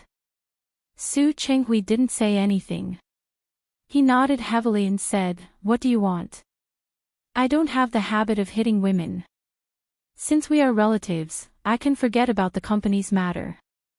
But Su Peijin, I don't want to let this go. If she had to blame someone, she could only blame Su Peijin for being too blind and making a move on his people. Peijin is Qingsang's older sister. Is that so? Does she see Qingsang as a sister? Hua Jinyao was angry at Su Chenghui's bias. President Su, Mr. Su, let me remind you. Su Peijin is your daughter, and so is Su Qingsang. During this period of time, because of their cooperation, the two families had become closer than before. Su Chenghui was his elder, so Hua Jinyao had to respect him. It was the first time he had seen Hua Jinyao being so rude. Then what do you want? You're not thinking of beating Peijin up, are you? How is that possible? I told you, I don't hit women. Hit Su Peijin. That would be too easy. I want her to come and apologize. Impossible. Su Chenghui knew his daughter's personality very well. Asking Su Peijin to apologize to Su Qingsang was like asking for her life. Then there's nothing to talk about. Hua Jinyao spread his hands with some regret. If that's the case, then I can only continue with the small punishment I'm giving the Li group. Hua Jinyao. Su Chenghui stood up in anger. You can't be so willful. Sorry. I'm just that willful. Hua Jinyao knew all too well what people like Su Peijin cared about. If he didn't make her lose face, how could he make her feel pain? Chapter 303. I'm sorry. That's all I want. No other conditions. Su Chenghui felt a throbbing pain in his forehead. He stared at Hua Jinyao and couldn't believe that he was really so willful. Look, Qingsang is fine. Besides, this was caused by the patient's family. Don't tell me that a small quarrel between children is going to escalate to our company and affect our cooperation. No, this is not a small fight, Hua Jinyao corrected him. Maybe you didn't see Qingsang's injury. It's a big bruise. It makes my heart ache to see it. I don't have any other good points, but I'm very protective. I'm super protective. You don't have to say more. If you have time to talk to me here, why don't you go and persuade Su Peijian to apologize to Qing Sang? Su Qinghui knew that there was no turning back. He was extremely annoyed. Hua Jinyao, is this your idea or Qingsang's? My idea is Qingsang's idea. Hua Jinyao wasn't afraid that he would be unhappy. In fact, you should be glad that Mrs. Su didn't participate in this. Otherwise, it wouldn't have been so easy. Good, very good. Su Qinghui was angry. He turned around and left without looking back. Hua Jinyao believed that Su Qinghui was a smart man. It was up to him what to do next. When he got home, he found Su Qingsang, Xiang Kaiping, and Sister Lu in the kitchen. He didn't know what they were talking about, but they were laughing happily. Hua Jinyao smiled and looked in the direction of the kitchen. This was a completely different environment from the Hua mansion.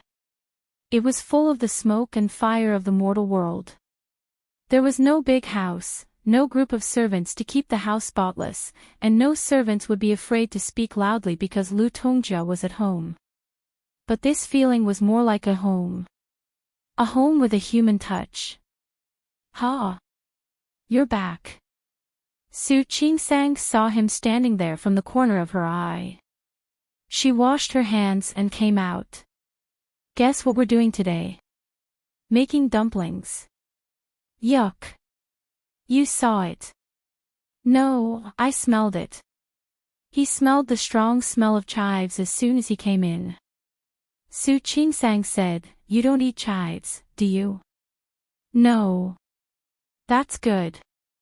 Su Qingsang smiled and said casually, "You should know that chives are good for your health, especially for men. You should eat more of them." She didn't realize what she had said, but Hua Jinyao narrowed his eyes and looked at her back. Strong sungrass. She really dared to say it. Su Qingsang would know the consequences of saying the wrong thing at night, but she didn't know now. The three women were almost done wrapping the dumplings. They just needed to boil the dumplings. Su Qingsang suggested that Sister Lu stay for dinner as well since there weren't many people there. After he was done, he didn't forget to bring a plate to Sister Wang next door. When they returned, the four of them sat around the dining table. Come, have some dumplings.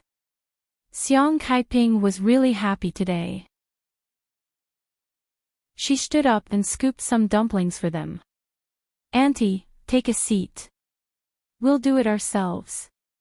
I'm fine. Xiang Kaiping had been in Lin City for almost half a month. His complexion was much better than when he first arrived. Firstly, he was in a good mood. Secondly, this was his homeland after all. He was more used to staying here. Now that his daughter and son-in-law were by his side, she was very satisfied. You have to eat more too. You've worked hard at work. Su Qingsang put a dumpling into Hua Jinyao's bowl. She did it casually and didn't notice that Hua Jinyao's eyes darkened.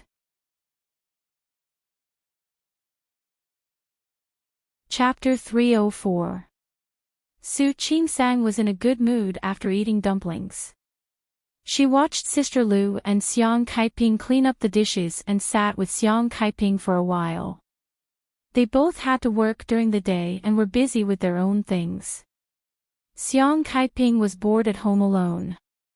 Although Su Qingsang taught Xiang Kaiping how to use electronic devices such as mobile phones and tablets, she found that Xiang Kaiping was not very interested in them. At night, Su Qingsang was about to take a shower, but Hua Jinyao had already followed her into the bathroom. You want to shower? Yes. Hua Jinyao nodded. Su Qingsang put the clothes away and stood aside. Then you can shower first. No, honey. Hua Jinyao put his arm around Su Qingsang's waist as he spoke. We can shower together. No. Su Qingsang knew Hua Jinyao very well in this aspect. If she showered with him, it would not be a simple shower. Hua Jinyao didn't pay attention to what she said. Instead, he brought her body to stand under the shower. I think it's necessary. What do you want? Su Qingsang was shocked by his gaze. Ever since they had sex, the two of them could be considered to be in sync in some aspects. It was because she was too weak, and Hua Jinyao was too strong. The two of them were not on the same wavelength. The two of them were quite cooperative, so Su Qingsang hadn't seen Hua Jinyao's wolf-like eyes for a long time. Honey, you actually asked me to eat more chives today. And then Su Qingsang tried to stand aside. Is there a problem? You said that chives are for a strong day. Hua Jinyao narrowed his eyes slightly. Looking at Su Qingsang's confused expression, he hugged her body tightly. Honey, I didn't know until today that you were so dissatisfied with my previous performance. I didn't. Su Qingsang finally understood. She was anxious to explain, but Hua Jinyao did not give her a chance. He used the whole night to prove that he was very healthy and that he did not need to eat chives at all. Su Qingsang wanted to cry but had no tears. She watched Hua Jinyao easily control her with his strong arms. Do I need to eat chives? She even asked him to eat more. Was he too bold? No. Su Qingsang's clothes were gone.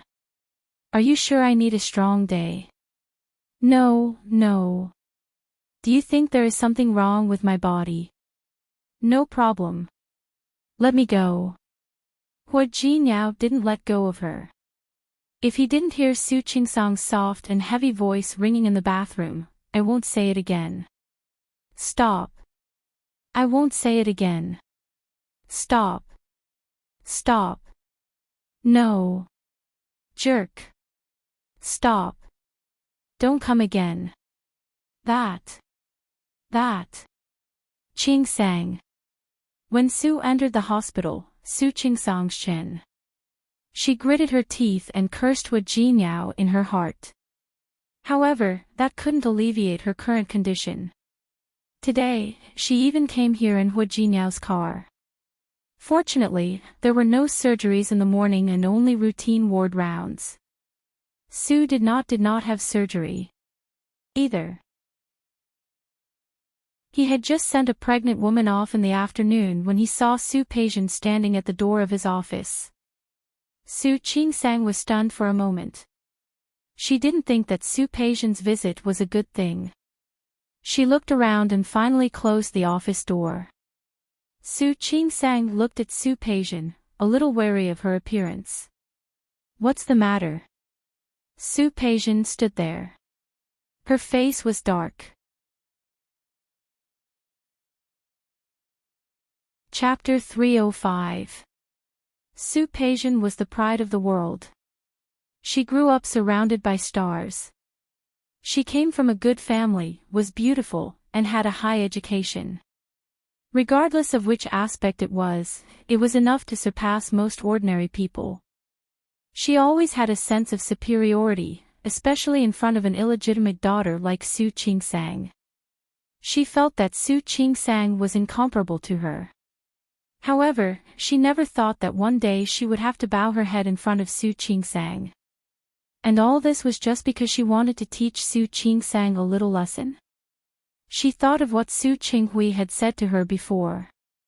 He said Hua Jinyao's plan and decision. What was this? Based on what? Why should she bow her head to an illegitimate daughter that she didn't like? Not to mention that this illegitimate daughter caused her family to be at odds with each other and her parents to be apart. Su Qingsang watched as Su Peijian's expression changed from time to time. She couldn't figure out why Su Peijian had come here. What can I do for you? It wasn't time for her to get off work yet. There were no patients at the moment. If there were patients, she would be busy. Su Peijian stood there without moving. It was too embarrassing for her to say an apology. Su Qingsang was more and more confused. Her vigilance rose to the highest point. Su Qingsang. Why did she do that? Didn't she just find a man? She just had a man to support her. To put it bluntly, didn't she rely on men? What was the big deal? Let me tell you, even if I apologize to you today, it's not what I meant. Don't try to make me bow my head. Su Qingsang couldn't figure out what he was talking about. What are you trying to say? She apologized to me. Was this world magical? But why? I'm sorry. Su Peijian said this and was about to leave. Su Qingsang was more and more confused. Why are you apologizing to me? She really didn't know that Hu Jinyao had tortured her for a long time yesterday. Hu Jinyao went home to tell her about Lu Xiangyu's husband. However, he was provoked by her theory of leaks and taught her a lesson for the whole night. Finally, he got up in the morning and went to work after eating and drinking. He completely forgot to mention it. He didn't mention it, so Su Qingsang naturally didn't know. Now that she heard Su Peijian's apology, she was confused. Su Qingsang, I'm warning you, don't be so shameless. Su Peijian was sure that Su Qingsang did it on purpose. She was obviously pretending. This made Su Peijian even angrier. She hated Su Qingsang even more. She would remember today's humiliation. One day, she would pay Su Qingsang back for what she had suffered. Su Qingsang was confused. How could she be so shameless? She didn't even know what was going on, okay? Seeing her like that, Su Peijian was not willing to stay any longer. After glaring at her hatefully, he quickly left. Before he left, he even forgot his demeanor and slammed the door shut. Su Qingsang became more and more confused because of his actions. Had Su Peijian taken the wrong medicine today? At night, Su Qingsang looked at Hu Jinyao, who was lying next to her, and quickly raised her hand to stop him from moving any further. Don't come. It's uncomfortable. Hu Jinyao was stunned for a moment. He didn't plan to do anything today, but Su Qingsang's defensive look made him feel amused. Chapter 306. Rogue. Su Qingsang gritted her teeth. She knew that this guy would do what he said. Don't come. I really can't take it. Wife. I realize that you've been married for almost half a year. Why haven't you improved at all? You're still so weak. You're weak.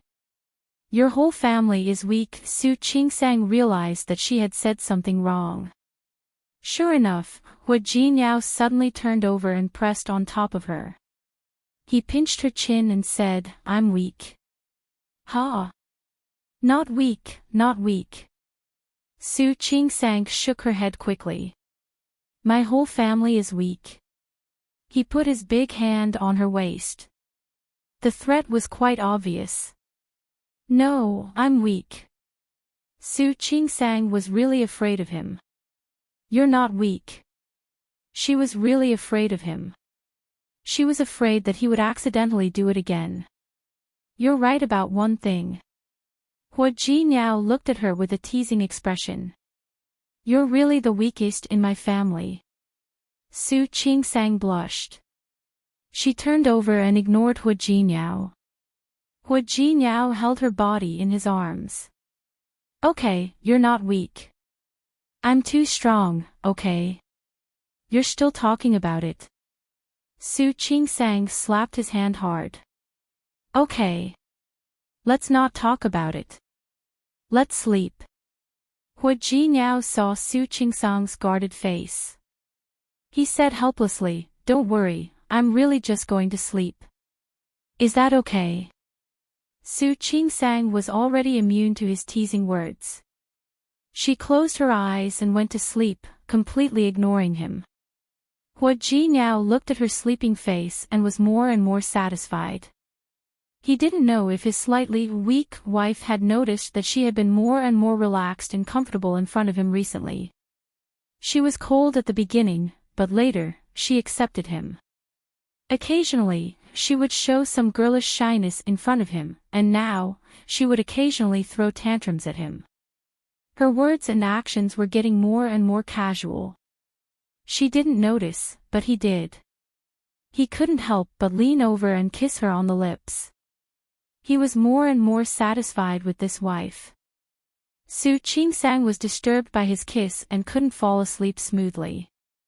She suddenly thought of what happened during the day and covered his lips with her hand.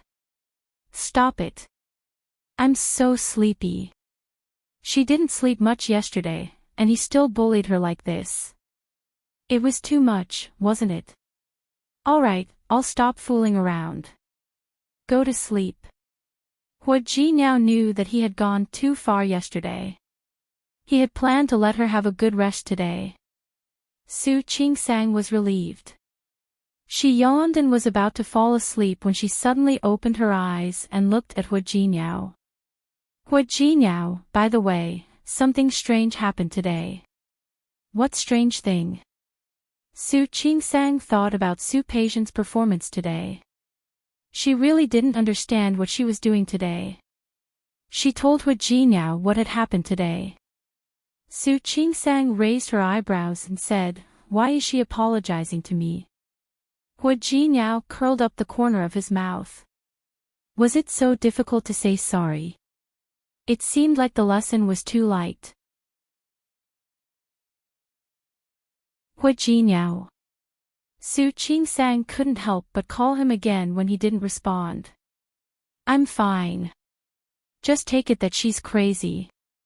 If Su Peixian heard what Hua Jinyao said, she would probably vomit blood in anger.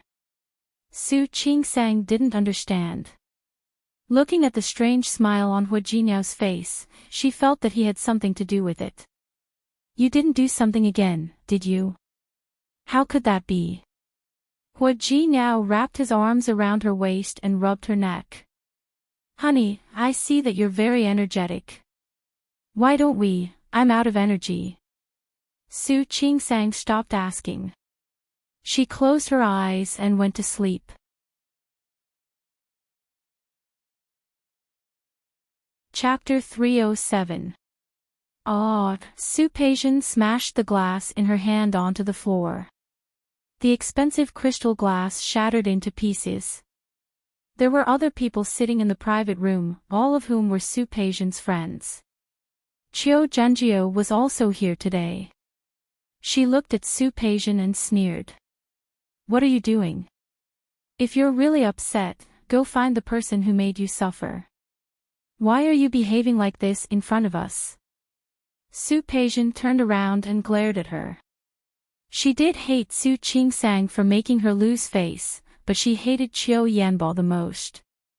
If Qiu Yanbao hadn't had a change of heart, she wouldn't have become like this. Even though she had broken off the engagement with Qiu Yanbao, she couldn't avenge herself. After all, the Li family and the Qiu family were working together in too many fields. She couldn't do whatever she wanted. What? Are you upset that I'm telling you the truth? Qiu Zhenjiu picked up the glass and poured herself a glass of wine. If you're really capable, go find Su Qingsang. Don't lose your temper here. It's useless. Qiu Zhenjiu, don't go too far. Don't cross the line. Su Peixian sat down. Do you think I don't know? You don't want Su Qingsang to have an easy time. Yes. I don't want her to have an easy time. Qiu Zhenjiu didn't like Su Qingsang either. But I won't be like you, getting caught even after making a move. Don't you think you deserve it? Su Peixian's expression was quite ugly. Luo Meishan and Song Yoha, who came with her, couldn't be compared to these two. Neither of them spoke. Don't make it sound so nice. Do you mean you have a better way to deal with Su Qingsang? Of course. I think you're mad at my brother. Why don't you think about what Su Qingsang is so proud of now? Hua Jinyao. She didn't need to say it. If Hua Jinyao hadn't protected Su Qingsang, she, an illegitimate daughter, wouldn't have been so arrogant. Then it's settled. Qiu Zhenjiao sighed. You just need to find someone to take Hua Jinyao down. Su Qingsang won't do. That's impossible. Hua Jinyao seemed to dote on Su Qingsang. Speaking of this, she felt her teeth ache. As expected, she was an illegitimate daughter who couldn't be seen in public. All she knew was how to do was to seduce men. What's impossible about it? Qiu Zhenjiao's expression carried a hint of mockery. I said that you are blinded by a leaf. Which man didn't like the new and dislike the old? Right now, it was just a novelty. As time goes by, I don't believe that Hua Jinyao will be willing to spend the rest of his life with such an indifferent woman.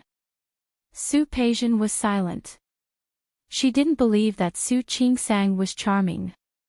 She believed that Hua Jinyao wouldn't be easily swayed. I went to Rong City a few days ago because I had something to do. Qiu Zhenjiao moved closer to Su Qingsang. There was a hint of schadenfreude in her eyes. I heard something very interesting. What? Qiu Zhenjiao looked at Su Peijian and suddenly sat down beside her. She put her face close to Su Peijian's ear and whispered softly. Su Peijian's eyes slowly widened at her words. Finally, she turned to look at her. Are you serious? Chapter 308. Su Peijian stopped talking. If that was the case, it would be interesting. Su Qingsang was probably still in the dark, wasn't she? After calming down, she once again became the eldest daughter of the Su family. Picking up the glass, he poured himself a glass of wine and clinked glasses with Qiu Zhenjiao. Regardless of the outcome, I thank you in advance. You're welcome. Qiu Zhenjiao nodded her head and said straightforwardly, I don't want your illegitimate daughter to be complacent. You should know that there are rules in this world, don't you think so? Of course. Su Peijian understood what Qiu Zhenjiao meant. The Qiu family also had an illegitimate child. If these illegitimate sons and daughters were allowed to roam around, wouldn't it be a mess? The sound of crystal wine glasses clinking could be heard in the private room. Su Peijian smiled. Su Qingsang, let us just watch. It was early winter in Lin City, and the weather was getting colder. In the blink of an eye, it was Christmas Eve. When Su Qinghui returned home that day, he saw that Li Qianxue was busy decorating the house. Su Qinghui looked at the decorations and suddenly remembered that Christmas was coming. Christmas was a special day, not only because it was a holiday, but also because it was Su Peijian's birthday. It's a little higher over there. Li Qianxue looked ahead and gestured for the servant to raise it higher.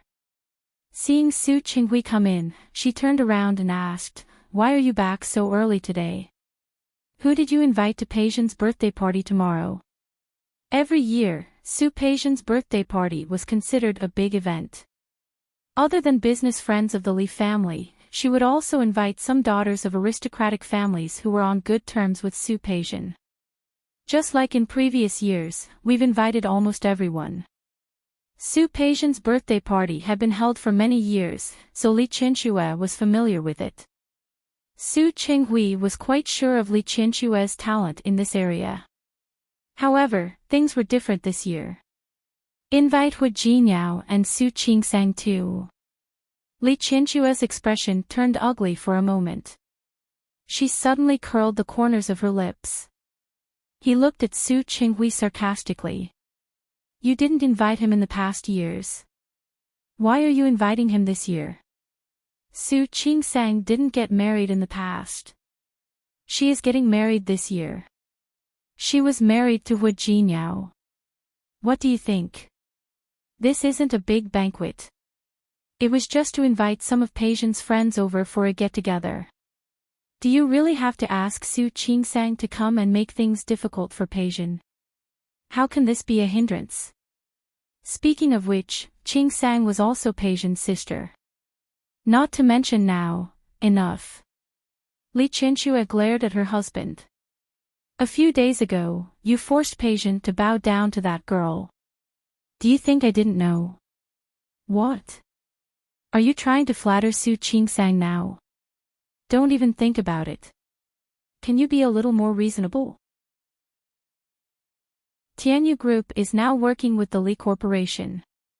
Even if you don't want to see Su Qingsang, you should think about Hu Jinyao, right? You know very well whether it's because of Hu Jinyao or because you care about Su Qingsang.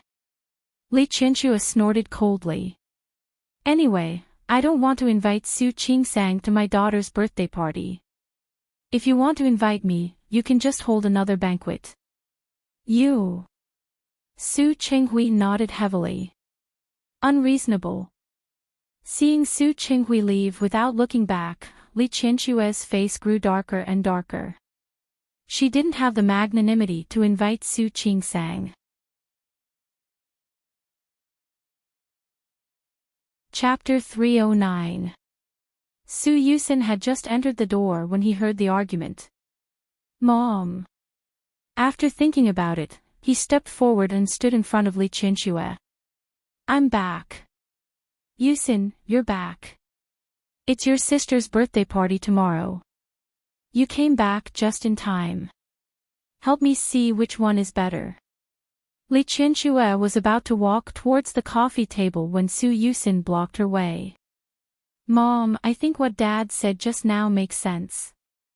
Yusin, Mom, Su Qingsang is also a member of this family. After all, her identity is different now. Giving her face is actually giving Hu Jinyao and Tianyu Group face. Don't you agree? Although Su Yusin had made mistakes in the affairs of men and women, as the heir of the Su family, he naturally knew what was going on in the business world. Even though he hadn't attended the banquet held by Tianyu Group for Su Qingsang, someone had told him about it.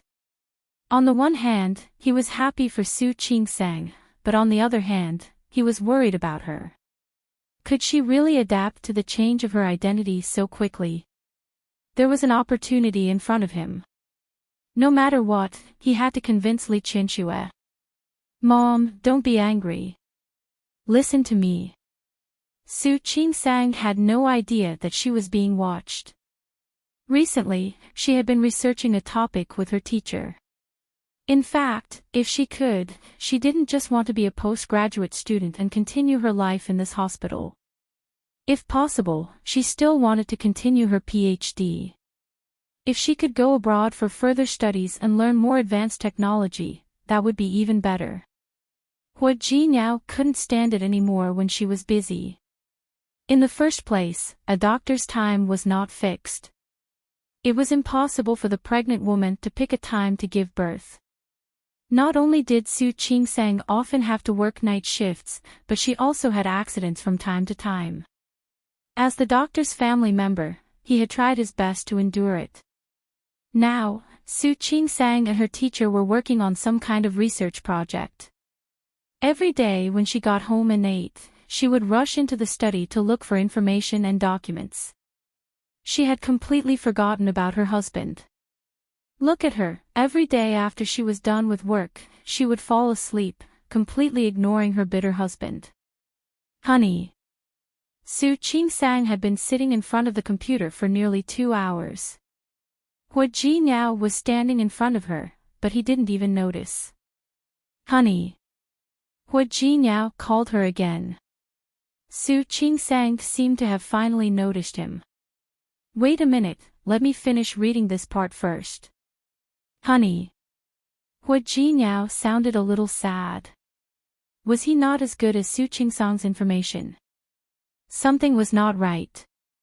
He looked in the mirror when he woke up this morning, and he was still as handsome as ever. Don't be noisy. Su Qingsang was so absorbed in watching that she completely ignored Hu Jinyao. Hu Jinyao touched his nose and counted in his mind. Su Qingsang had ignored him for about 7 days.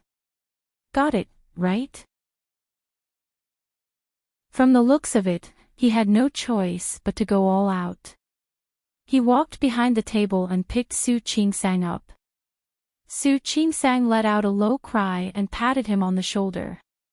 Hu Jinyao, what are you doing? I haven't saved my information yet. It's okay. You won't get lost. Hu Jinyao carried her and walked outside. That's enough. Xiang Kaiping was still there. Hu Jinyao acted as if he didn't hear her and carried her straight back to the room. Auntie is an experienced person. I believe she can understand. Hu Jinyao. Su Qingsang couldn't call him. I'll be done soon. Don't worry, I won't take up too much of your time. As he spoke, Hu Jinyao was about to take off Su Qingsang's clothes. Su Qingsang's phone suddenly rang. Hu Jinyao didn't want to pay attention to it, but Su Qingsang had already seen the name on the screen.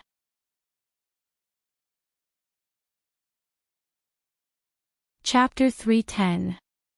Su Qinghui. Those 3 words made Su Qingsang feel the hair on her back stand on end.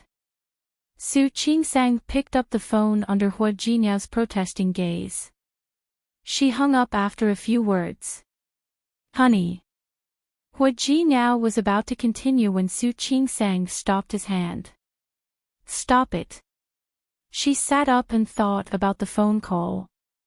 My dad called me and asked me to attend Su Peijian's birthday party. No. Hu Jinyao's hand was still trying to fight with Su Qingsang's clothes. Hu Jinyao. Could he be more serious? Don't move. Hu Jinyao knew that he couldn't continue now. He sat up straight and asked, Do you want to go? It's not about whether I want to or not. My dad actually called me and asked me to attend Su Peijian's birthday party. Do you think I can refuse? If you don't want to go, then don't go. What's wrong with that? The Li family and the Su family were powerful now. So what? Tianyu was not weaker than them. Su Qingsang didn't say anything. She thought about it a little more. It doesn't seem right not to go. There's nothing wrong with it. Hu Jinyao touched Su Qingsang's waist as he spoke. Don't worry. They don't dare to offend you now. Su Qingsang glanced at him impatiently and successfully made Hu Jinyao put his hand down. That's easy for you to say. So you mean you want to go? Tomorrow is Su Peijian's birthday. Su Qingsang thought of Su Peijian. Speaking of which, my birthday is only 1 day away from hers. Su Peijian's birthday was Christmas. After Christmas, it would be her birthday. Honey. Hu Jinyao turned his face to look at her and said teasingly, Honey, are you reminding me not to forget your birthday present the day after tomorrow? Who told him that? Su Qingsang couldn't help but roll her eyes at him. Hu Jinyao held her shoulders tightly in his arms. His voice was firm. Honey, I will never forget your birthday. Don't worry, I will remember it and prepare a birthday present. Actually, I don't care about my birthday anymore. Su Qingsang thought about her life in the Su family. I've never celebrated my birthday in all these years, and I've never received a birthday present. Every year, he would watch Su Peijian's birthday celebration at Christmas. Li Qianxue would invite a group of people to celebrate and throw a party for Su Peijian. What about her? Even if it was Su Peijian's birthday, she wasn't allowed to appear in the banquet hall, much less remember her birthday. She was the shame of the Su family and the Li family. She was self-aware. Not only would she not show up, she would even take the initiative to hide in her room that day. After the excitement of Christmas the day before, no one would remember that the Su family had another daughter, Su Qingsang, who was born a day after Su Peijian. Su Qingsang wanted to say that she had gotten used to it after all these years. Her body was suddenly pulled into Hu Jinyao's arms. Su Qingsang's face was pressed against his chest, feeling his firm and warm embrace and his steady and powerful heartbeat. She didn't feel wronged at first, but at this moment, her eyes suddenly felt a little sore. "I'm fine.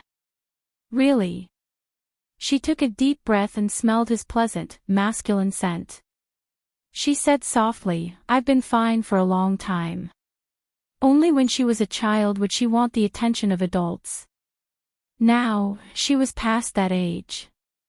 To her, the love and care of her parents were not essential anymore." Chapter 3:11. Hu Jinyao hugged Su Qingsang tightly. Her heart had been wrapped in layers of ice because of her childhood experiences. Even though she seemed to have accepted him on the surface, he knew that she still had some reservations about him in her heart.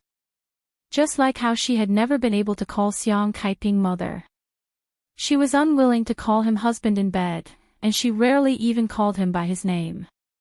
In her heart, she had a sense of propriety and distance from everyone. "I'm really fine." Because Hu Jinyao didn't let go of her, Su Qingsang had to move away from his arms. "You see, I don't have anyone to celebrate my birthday with me. I'm already so old. It's just a birthday. It doesn't matter if I don't celebrate it or not." Hu Jinyao still didn't speak and just stared at her. "Don't look at me like that." Su Qingsang was a little scared by Hu Jinyao's gaze. "It's getting late. Let's sleep." "Okay." Hu Jinyao nodded and didn't rush to take off Su Qingsang's clothes like before. He hugged Su Qingsang and simply closed his eyes to sleep. Just sleep. Although Su Qingsang had decided to go to Su Peijian's birthday party, she didn't plan to be in the limelight. So she didn't even prepare clothes. She only planned to go after work. However, before she got off work, Hu Jinyao came to pick her up. First, he politely went to Director Qin to ask for leave, then left with Su Qingsang. "What are you doing?" Su Qingsang didn't know what Hu Jinyao was going to do until she arrived. It was the same people from the last party. Hu Jinyao asked them to style her and pick out a dress for her. Unlike the white dress last time, this time, Hu Jinyao chose a red dress for her. The chiffon fabric clung to her body, accentuating her graceful curves. The red also made her look sexy and gorgeous. This time, Hu Jinyao not only put on a set of more expensive and luxurious ruby jewelry for her, but also brought her wedding ring and put it on her. Su Qingsang looked at the pigeon egg on her hand and for a moment, she wondered if her fingers would break. "This ring is actually real, right?" Last time, he lied to her that it was fake and said it was an imitation. "Yes." Hu Jinyao looked at his wife's outfit and nodded in admiration. "Perfect." Su Qingsang only glanced at the mirror, then turned her eyes away. "Are you planning to take me to their place to make a scene?" "Wrong." Hu Jinyao hooked his arm around hers and walked out with her. "I'm going to show your father and Mrs. Su how blind they were." It wasn't the first time Su Qingsang knew that Hu Jinyao's mouth could be deadly, but she hadn't experienced it for a long time. All right. This feeling was not bad. The car stopped outside the Su family's villa. The banquet was about to begin, and many guests had already arrived. Sitting in the car, Su Qingsang took a deep breath and said, "Hu Jinyao, I'm thinking, should I go back and change?" Su Peijian was the star of the banquet today. It didn't seem right for her to steal the limelight. Moreover, Su Peijian already disliked her. "Honey." Hu Jinyao squeezed her hand. "I want you to remember one thing." "What?" "You're not just the illegitimate daughter of the Su family, you're also my wife." the wife of the president of Tianyu Group. After that, without giving Su Qingsang a chance to regret, he got out of the car and went to the other side to open the car door for Su Qingsang.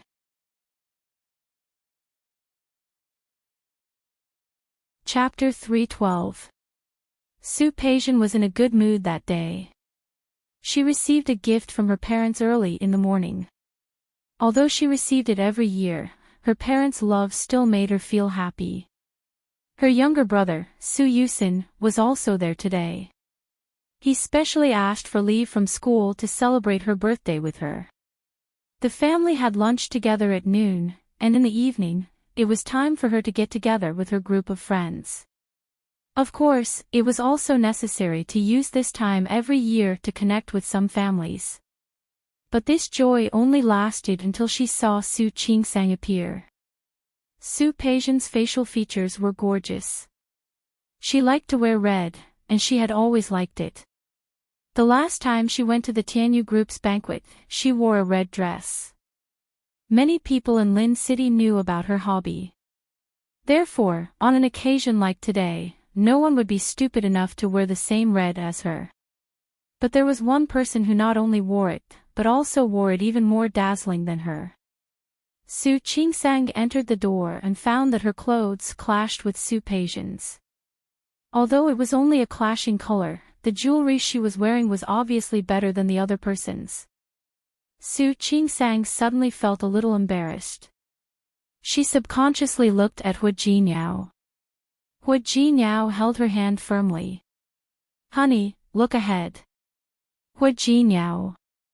Did he really not notice Su Peijian's murderous gaze? "Honey, don't worry. They won't dare to eat you." Hu Jinyao's expression was indifferent. He held Su Qingsang's hand and walked to Su Peijian.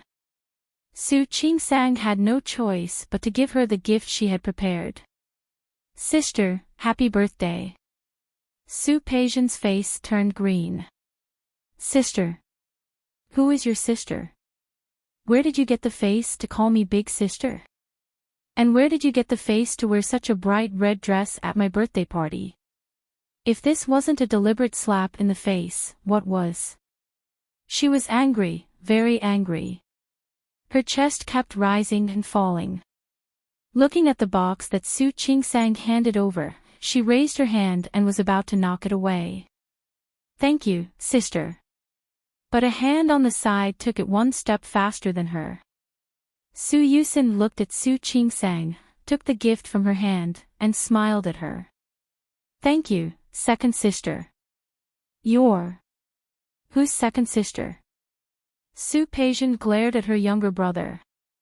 Su Yusin smiled at her, but there was a hint of disapproval in his eyes.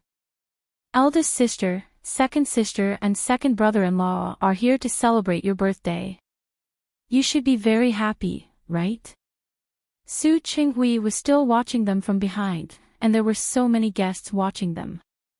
If Su Peijian did anything drastic, it would attract a lot of attention. "I'm happy." Why was she happy? "Big sister." Su Yusin was a little helpless. He moved his face closer to Su Peijian. "There are cameras." The corners of Su Peijian's mouth twitched. Yes, she would hire a cameraman for her birthday every year. Today was no exception. She took back the sarcasm that was about to come out of her mouth and stiffly reached out to take the gift from Su Yusin's hand. She turned to look at Su Qingsang and said, "Thank you." The word "thank you" was squeezed out through gritted teeth. Su Qingsang acted as if she didn't feel it and nodded graciously. "You're welcome." Li Qianxue, who was about to go downstairs, happened to see this scene. She stood at the top of the stairs and turned to look at Su Qinghui beside her. Her eyes were sharp and cold.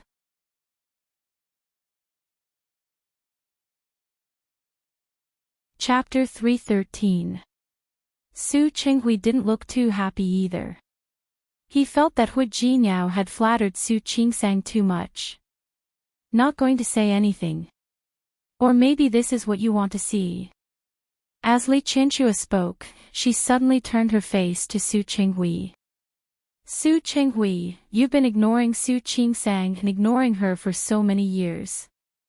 You've been waiting for this day, haven't you? What nonsense are you spouting? Su Qinghui glanced at Hu Jinyao, who was leading Su Qingsang to the long dining table and attentively getting food for her. Su Qinghui frowned as he looked at Su Peixian's pale face. Is that nonsense? Li Qianxue leaned closer to him and said in a slightly cold voice, that woman can't come back now. Otherwise, I would really like to let her see how sad she feels after being neglected by you for so many years. Li Qianxue. Su Qinghui glared at her. Don't mention her in front of me. You want to say that I'm not worthy again. Li Qianxue sneered. Whether I'm worthy or not, the one standing in front of you right now is me. Su Qinghui, I don't care if it's any other time, but you'd better remember who you are today. If you ruin Peixian's birthday, I won't let it go so easily. After saying this, Li Qianxue lifted the corner of her dress, raised her head, and walked downstairs. That was because Hu Jinyao was standing next to Su Qingsang almost every step. Some of the young ladies who didn't get along with Su Qingsang before and wanted to take advantage of this opportunity to make things difficult for her also became obedient. When they saw that old Master Li had called Hu Jinyao away, Su Qingsang was alone. Although this was Su Qingsang's home, she didn't have the habit of wandering around. Hu Jinyao was called away by old Master Li. She took a glass of juice and was about to sit in the rest area for a while. Just as she was halfway there, someone bumped into her arm. He accidentally spilled the drink in his hand.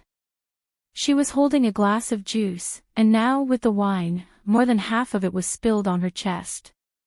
Su Qingsang turned around and saw that the person standing in front of her was Qiu Junjiu. I'm really sorry, I accidentally bumped into you.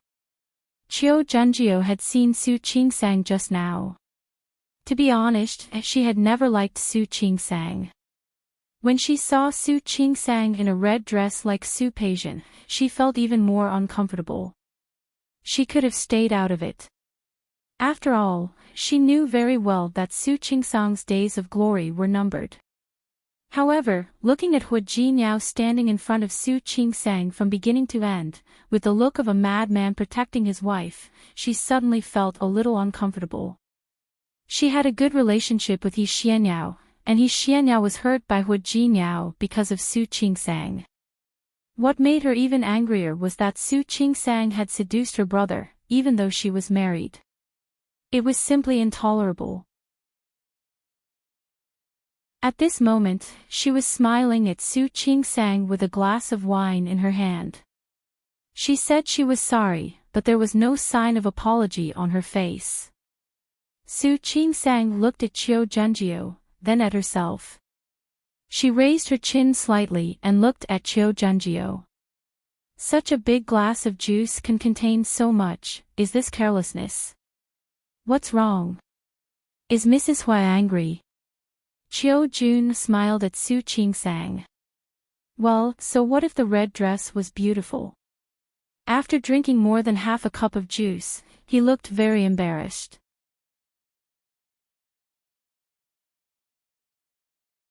Chapter 314. Did Su Qingsang really think that she could gain the approval of everyone here just because she was here? Did she really think that she could be the crown prince just because she wore the imperial robe? Ridiculous. How naive. Apologize. Su Qingsang looked at Qiu Junjiu and said calmly. What did you say? Qiu Junjiu's eyes widened, as if she did not hear her clearly. I said, apologize. Qiu Junjiu pretended to laugh and turned to look at Luo Maixin and Song Youhe. They had been watching from afar and walked over when they saw that Qiu Junjiu had really bumped into them. Did you guys notice? Some people, when their identities change, their personalities change as well. Luo Maixin stood at the side and smiled. Of course. After all, some people used to be crows. Now that they have risen to the top, they think they are phoenixes. Isn't that right? Song Yo-ha also covered her mouth and chuckled. She glanced at Su Chingsang and said, "It's a pity that some people are still crows and can never become phoenixes." Su Chingsang finally realized that these two women were here to pick a fight. Li Qianxue, who was chatting with someone in the distance, naturally saw the conflict. She frowned slightly but did not want to interfere. If Su Chingsang could not handle a small problem, Jin Yao would soon get tired of such a useless woman. Su Chingsang could feel the gazes of the people around her. She was still holding the glass of fruit juice. She looked at Qiu Zhenjiu and said, "Miss Qiu, are you not going to apologize for your behavior?" "What did you say?" "Apologize? Why should I apologize?" Qiu Zhenjiu spread her hands and looked a little arrogant. "I'm sorry, I don't have the habit of apologizing." "Really?"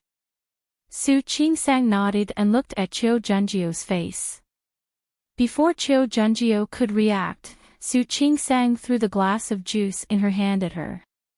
It landed on Qiu Zhenjiu's chest, where Su Chingsang had wet the fruit juice. "You!" Qiu Zhenjiu stared at Su Chingsang with her eyes wide open. She could not believe that an illegitimate daughter would be so arrogant. "Su Chingsang, how dare you?" "Why wouldn't I dare?" Su Chingsang stood perfectly straight. Her straight back and slightly raised chin showed her pride. Qiu Zhenjiu was furious. She raised the wine glass in her hand and wanted to throw it back at Su Chingsang, but Su Chingsang grabbed her hand faster than her. Then, she saw her snatch the wine glass in her hand with a rather quick movement, and directly smash the glass of wine on her face. Qiu Zhenjiu closed her eyes as the red wine splashed on her face. She lost her elegance and carelessly wiped her face a few times. Her face was dry, but the stain was still there. It was wet and uncomfortable. What made her even angrier was that she had been humiliated. She glared at Su Chingsang. "Su Chingsang, how dare you?" Su Chingsang put the glass on the table next to her and said, "Yeah. I dare." Since she dared to come up and find trouble, why should he give her any face? Qiu Zhenjiu's chest heaved violently. Without thinking, she raised her hand to slap Su Chingsang. Su Chingsang took a step back, not wanting Qiu Zhenjiu to hit her. Qiu Zhenjiu's hand missed. She stepped forward again, determined to teach Su Chingsang a lesson. We're tuning into the LoveLore Library YouTube channel. We're so grateful for your support, and don't forget to subscribe to join us on this incredible journey through captivating stories. Your generosity through donations truly makes a world of difference, as it's the primary source of revenue that allows me to expand and enhance this channel for you. Thank you from the bottom of my heart for being a part of this adventure.